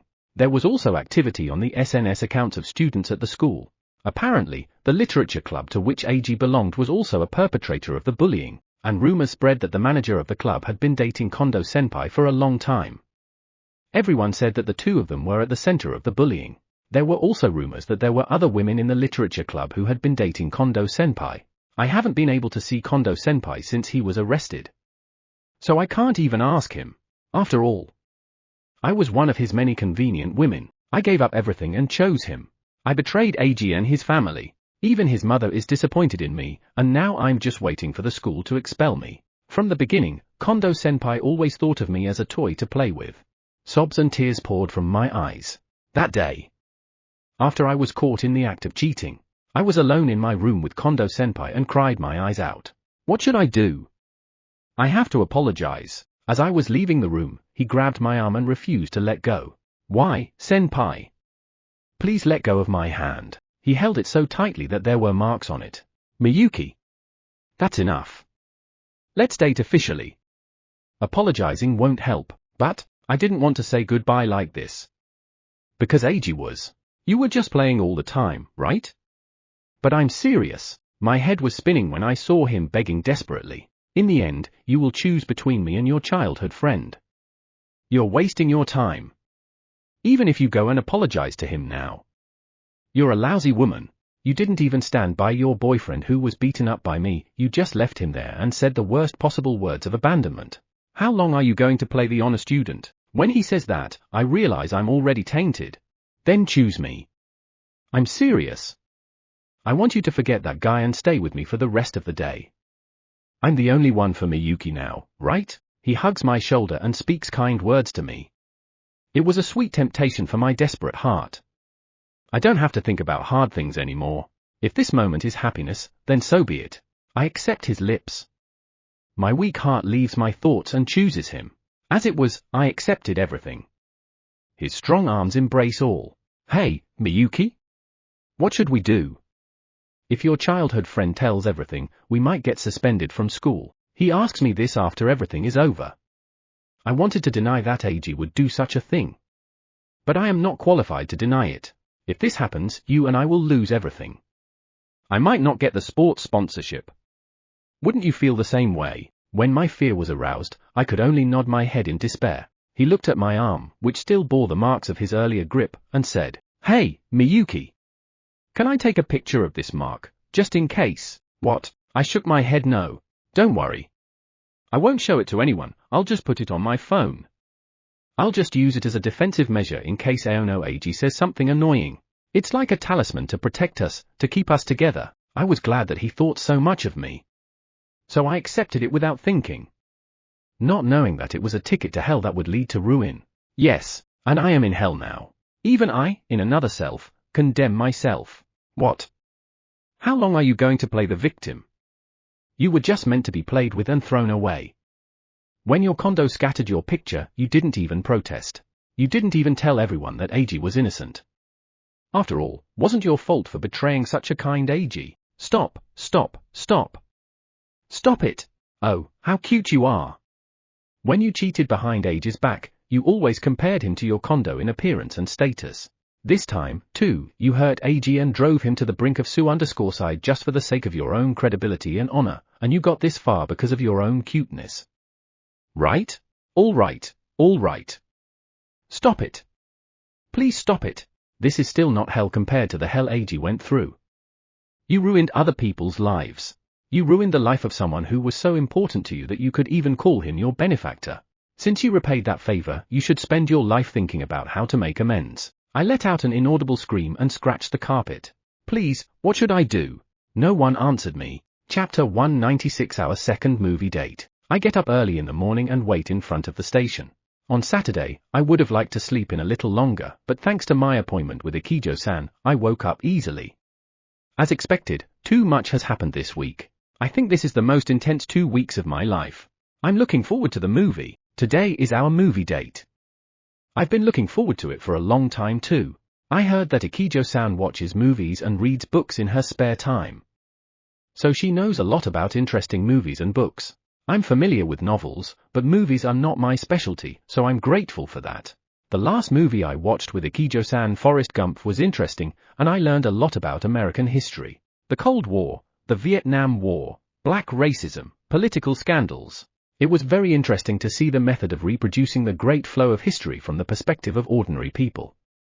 I think I can apply this to my own creative work. The movie I'm going to see today is called Kotonoha no Niwa, The Garden of Words, an animated love story between a teacher and a male student set in Shinjuku, Japan. It's the director's, Makoto Shinkai, previous animated movie, which is famous for its personality swapping, Kimi no Nawa Your Name, and it is being shown in a revival at a theater in Tokyo. Zeus, I think you should try to see it, Kotonoha no Niwa. It's very interesting and will probably become one of your favorite movies. It was a movie that was shown when I was little, so I wanted to see it in a real theater. I collect the director's movies on Blu-ray. She looked like a little girl her age. It is nice to see Ikijo-san put aside her heavy baggage and give me a carefree smile that is typical of high school girls. Things are going very badly at school. The investigation into the literature club is in full swing, and the teachers told us that they have discovered that the manager of the literature club, Tochibana, was the main mastermind along with Kondo. They told us that the school will show no mercy to the perpetrators of bullying, assault, and theft. Eiji, don't worry. We'll take care of the rest. Mom said this out of concern for me. I decided to use her words. Instead of resenting others forever, I wanted to look forward to writing novels and working with Ikijo-san and the friends who helped me. I wanted to do something for my future self. Senpai, thank you for waiting. I look forward to working with you today. Ikijo-san was wearing a quiet white dress. The screening starts at 10 a.m., so we gathered about 2 hours before. It seems Ikijo-san wanted to think carefully about the leaflets, juice, and popcorn for the movie, so we came early. Without a word of greeting, she got on the train right away. She looked very excited. Are you that excited? Yes, I am. Movie theaters are very special to me. In the theater, I can forget about many things. I can be immersed in everything and forget about time. I can choose my own snacks and juices in a movie theater. She could really be a young lady. That's probably why there are so few places where she can be free. Oh, are you laughing at me? You thought I was childish, didn't you? She is a bit sulky but sweet. She seems to be enjoying herself more than ever. No way. She laughs at my lame excuse. It's fun, it's really fun, I can't help it. It was such a girl's smile. Well, anyway. I guess I'm childish myself. But you know, senpai. Until the other day, I had never watched a movie with people from my house. So the last time we watched a movie together was the first time. It was a lot of fun. Watching a movie with someone I like. I'm happy. I'm looking forward to it too. Ikijo-san has good taste in movies. She turns away, trying to hide her blush of happiness and embarrassment. Oh God, you always catch me off guard like this. It's not fair. It makes me too happy and embarrassed to be praised for exactly what I like. Is there anywhere else you would like to go today? I would like to go on a pilgrimage to a holy place to see a movie, and I would also like to go to a cafe that looks delicious. Also, if you have time, it's a little far away, but there's a place I'd like to visit with senpai. I have a lot to tell you. Her face suddenly becomes serious from the relaxed expression she had before. She seemed to have decided to say something difficult. I don't think I need to ask her. I think it's okay if we continue to have a good time together, but considering her serious nature, I think it would be hard for her not to tell me. Then I'll just let her tell me at her own pace. Oh, let's go. Wherever Ikijo-san wants to go, I'll follow her. She smiles, a little relieved. Our fun weekend date has just begun. Chapter 197 Couple in Movie Theater. The movie starts. Today's movie is a short 1-hour animation movie. Just like last time, I tried to reserve seats in advance, but Ikijo-san stopped me. Senpai treated me last time, so this time it's my turn. She said that, and as soon as we set the date, she fiddled with her phone and did everything, including making the reservations. In exchange for the tickets, I'll get the popcorn and drinks. She stubbornly refused to let me buy the ticket, so I convinced her to at least let me pay for the popcorn and drinks. Moo, senpai. I think I'll ask my junior to buy all the drinks. She laughs happily. 1 caramel corn and 1 iced tea syrup. I remembered her drink choice from last time. She likes the caramel taste and is more of a tea drinker than a coffee drinker. I remembered it because we've been to the cafe together so many times. She also likes pancakes and parfaits and other desserts with lots of fruit and caramel sauce. You even totally figured out what I like. Maybe you would have preferred a different flavor. No. In fact, I'm glad you remembered my taste. Senpai, you are very good at casually pleasing girls, aren't you? Is that the result of your mother's upbringing? It's true that my mother trained me. I can only pretend and smile bitterly in embarrassment. I'm also glad you asked for the couple set. Last time you were a bit worried and chose half and half, as expected from the smartest girl in school. Sharp points of view were waved at me. A bitter smile might not be enough to cover it up. By the way, the difference between the couple set and the half and half set is that instead of having only one flavor of popcorn, the size is increased by 50%. Ikijo-san loves sweet treats, so she would probably gobble it up even with the increased portion. I also feel more comfortable mentally now that I can order a couple set. You know, the last time, it was quite a hurdle for a high school boy to order a couple seat or a couple set on a date with a girl he was not yet dating. Well, it's movie time, so let's go. I know it's bad manners, but I can't resist, so I'll take it a little. She says this and takes a bite of her caramel-covered popcorn. She looks happy, but still a little shy and red. Senpai. Let's go. A real movie date, I'm looking forward to it. The mischievous girl slowly walks into the theater lobby with her favorite popcorn. I hurriedly followed. I could not help but notice the beauty of the screen. There are many depictions of rain. But it is not stagnant, and nature is beautifully depicted. It is really beautiful. I couldn't help but look at the face of the beautiful girl who came with me. Like me, she was also glued to the screen. Her eyes were shining. The story has reached its climax. A great wall of fate stands in the way of the hero and heroine. I stared at the screen as if to devour it. Just as I was about to immerse myself in the story, I felt a cool sensation on the back of my left hand. Ikijo-san's thin fingers were wrapped around the back of my hand. It was so fragile that I thought it might break.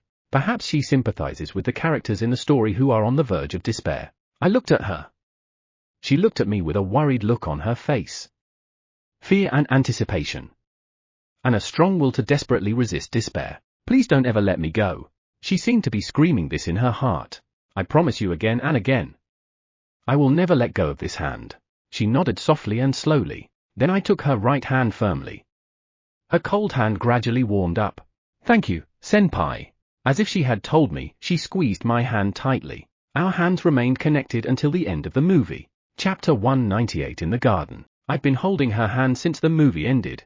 There is no reason for us to let go of each other's hands. We were a little awkward at first, but before we knew it, we had come to see holding hands as normal. We walked through the garden near the movie theater, which is a sacred place for the movie we just watched. Unlike the movie, today is a sunny day. So many people were walking. Nature in the city is kinda magical, isn't it?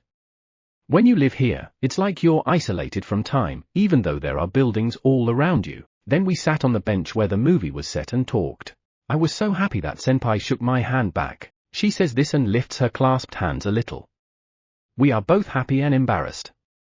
That's why she blushed a little. Of course, I did too. Yes, I want to hold your hand. When I dared to answer honestly, she was even more embarrassed. Surprisingly, Ikijo-san is weak in defense. I feel a little better now that I know her weakness. Let's have a picnic next time. When I said so, she happily said yes and ate back at me. But I don't have the courage to serve bento to senpai. Because the food at your house is prepared by professionals. Really? I have an image of Ikijo-san doing everything perfectly. Even senpai, please don't say the same things as everyone else. It's a lot of pressure, you know. I'm good at home cooking like stews, but it's a high hurdle to serve someone who eats a professional chef's meal every day.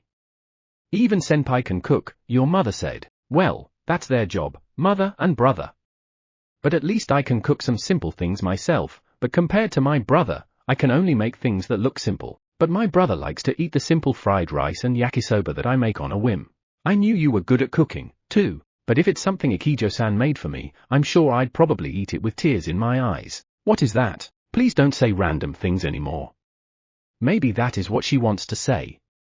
With that expression on her face, she smiles bitterly. Well, I'm going to make my bento too, so let's exchange side dishes next time. Maybe, that could be fun. Ikijo-san reacts like a child who hates to admit defeat. Well, it's settled then, saying that I made a promise. Senpai? I'll try my best to make a bento, so can I ask you a favor instead? She speaks with a faltering voice, looking like a small animal, far from her usual dignified appearance. What? I'll listen to anything now. I stare into her eyes, convinced. It's okay until we get to the cafe for lunch. She is nervous, although she is usually the type to get right to the point. Yeah, can you hold my hand like you know? Zeus, I think Ikio-san asked to hold hands like lovers with their fingers intertwined like in anime. The cute suggestion makes me feel happy too. Normally I would answer and wait for Ikijo-san to prepare her mind, but the feeling of wanting to be a little naughty comes up. And yes, she's the one asking me to do it. Okay, what? Then I'll have a little time to prepare my mind. Even though Ikijo-san suggested it, I gently remove my hand and quickly change the way we connect. She was a little surprised by my reaction and immediately understood the situation. Oh, thank you. She blushed even more. Is this okay? Yes. Although she was embarrassed, her hand was shaking, but it was so strong that she would never let go. Well, let's go. We walked slowly to the cafe, matching her pace. Thank you for everything. Senpai, yes? You always match my step, don't you? She says as she looks down, unable to look at me directly, perhaps embarrassed. I too am caught up in the atmosphere and begin to feel a little embarrassed. Did you know? A man who matches his steps with a girl on a date will be a family man in the future. My mother always told me that I shouldn't let someone like that go. I suffered a counterattack. I was so embarrassed. But Ikijo-san doesn't notice. Maybe she'll remember her own words when she calms down and be even more embarrassed later. Because she subconsciously said that we would be together forever and that it was almost like a promise of marriage. Chapter 199, A Family Story. We walk through the garden and enter the cafe we've reserved. It's still hot and my throat is parched. I can't decide. They all look delicious. Ikijo-san ponders the menu list, pacing back and forth several times. Isn't this place famous for its noodles? Yes. The main dish is carbonara, but they also have Neapolitan pasta on the secret menu. I hear it has a good old retro feel to it. That sounds delicious. We also have something called old-fashioned Neapolitan on our menu. I really like the Japanese, Showa-style Neapolitan. I couldn't help but remember that. What will senpai choose? I've decided, I'll have carbonara. Then I've decided, too. I think I'll have Neapolitan. When she heard my answer, she couldn't help but wonder. Really? Her embarrassed look was a departure from her usual personality, and it was adorable. Yes, I like Neapolitan. If it's a secret menu at a popular restaurant, I can learn it at home. Senpai, you're trying to get me to eat both, like always, right? I got caught. That's not true. It's kinda pathetic that I tried so hard to blurt it out and all I came out with were words like this. Moo. Senpai, if you really want to eat something, please put your own will first. I appreciate you being nice to me, but, yes, thank you. But this time I want to try both. Let's share. Shouldn't I be the one to thank you? Saying that, she started to laugh. She really started to smile more. I never thought we would laugh at each other's jokes like this. Just a few weeks ago, we could not have imagined this. The Neapolitan was delicious, right? She smiles with satisfaction as she sips her after-lunch tea. Yeah, and carbonara, too. I finish my iced apple tea. This is how we usually spend our time together. As she puts down her teacup, she says with a slightly determined look on her face, Senpai, are you free after this? I have a place I want you to go with me. She has made up her mind.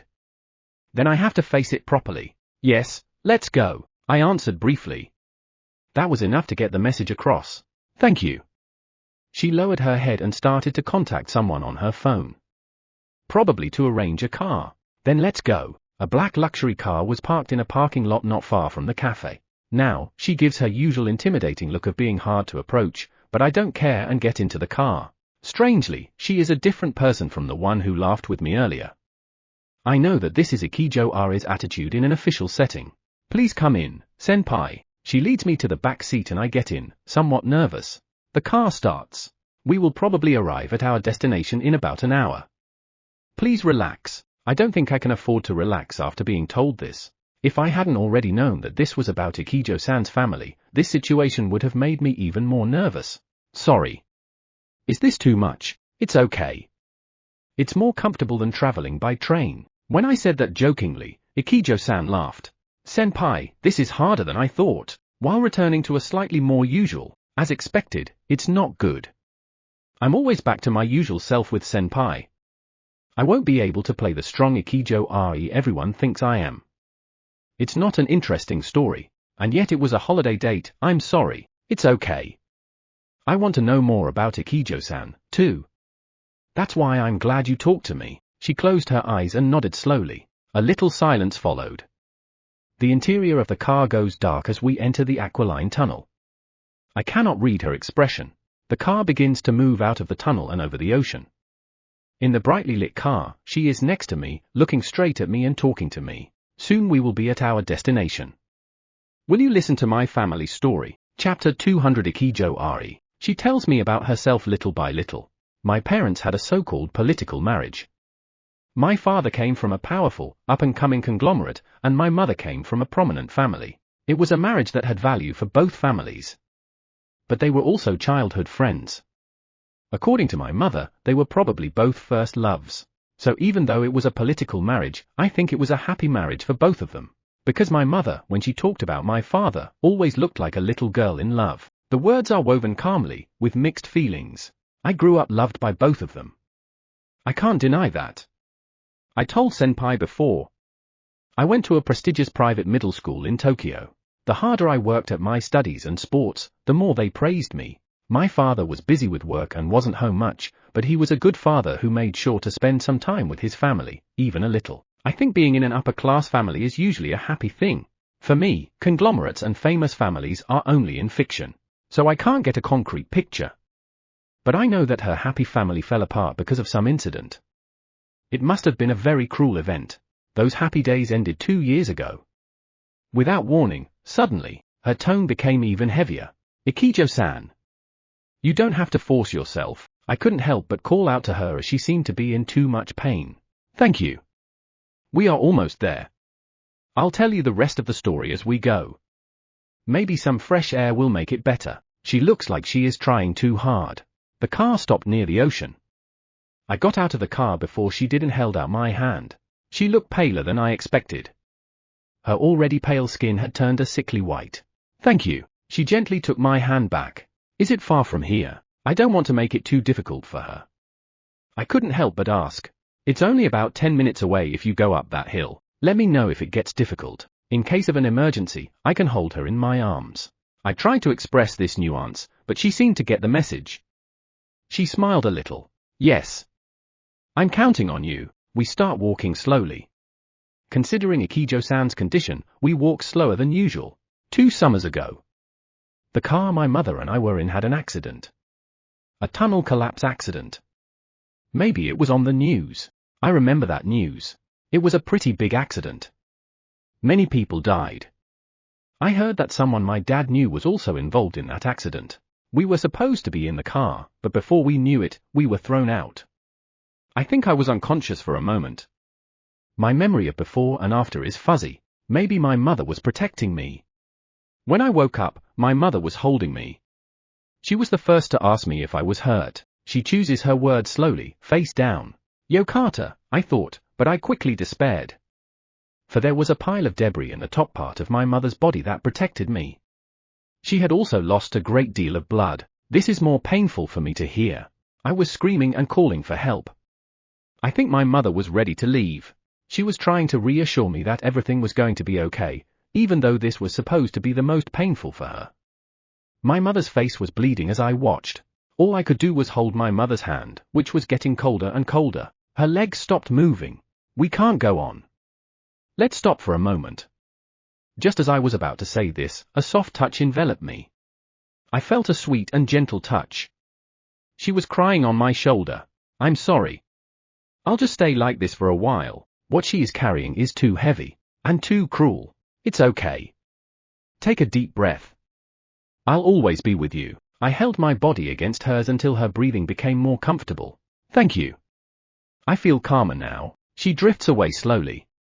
She forces herself to smile, as usual. Ikijo-san, you should rest more first. She shakes her head at my offer. We're almost there, it's okay. She starts walking slowly again. My life has changed drastically since I lost my mother. First, my father changed. Perhaps because of the loss of my mother, he became so absorbed in his work that he hardly ever came home. He started to act cold, as if he treated people like objects, not only her mother, but also her father. How hard it must be for a girl in middle school. I can't even imagine. And maybe I shouldn't say this to senpai, but I was also bullied after the accident. I've always been a famous person, so maybe they're just jealous. Unforgivable. I can't help saying the words. She's already in excruciating pain. As if to add insult to injury, I have been presented as a miracle survivor. Partly because I am famous. On the surface, my classmates are normal, but behind my back they say I am a heartless demon child who sacrificed her mother to survive. In the worst times, I would get an anonymous call on my phone, and someone would imitate my mother and say, "I'm in pain, help me. I'm in pain, help me," something like that. I could only stand still, speechless. I should have died that day with my mother. I hated myself for feeling like a traitor when my mother had tried so hard to save me. That is why I was on the rooftop that day. The hopelessness of losing everything was growing. I think I went to that place unintentionally. This time I hugged her. Senpai? Why are you crying? I guess it's impossible not to cry. Do you think there's anyone who wouldn't be angry to find out that someone they care about has been treated like that by a stranger? You are kind, really. That's why I want to apologize. I lied to you for a long time. I'm not Ikijo Iari. Ikijo is my mother's maiden name. We started walking slowly. Perhaps the reason she didn't attend a private high school was to hide her true identity. She went to a different school and took her mother's maiden name. She thinks she could not have protected herself otherwise. Don't worry, it won't change who I love. There was a graveyard at the top of the hill. We were standing in front of a magnificent tomb. My mother loved the sea and the mountains. That's why she is here. On the gravestone was a woman's name. Ugaki Hitami.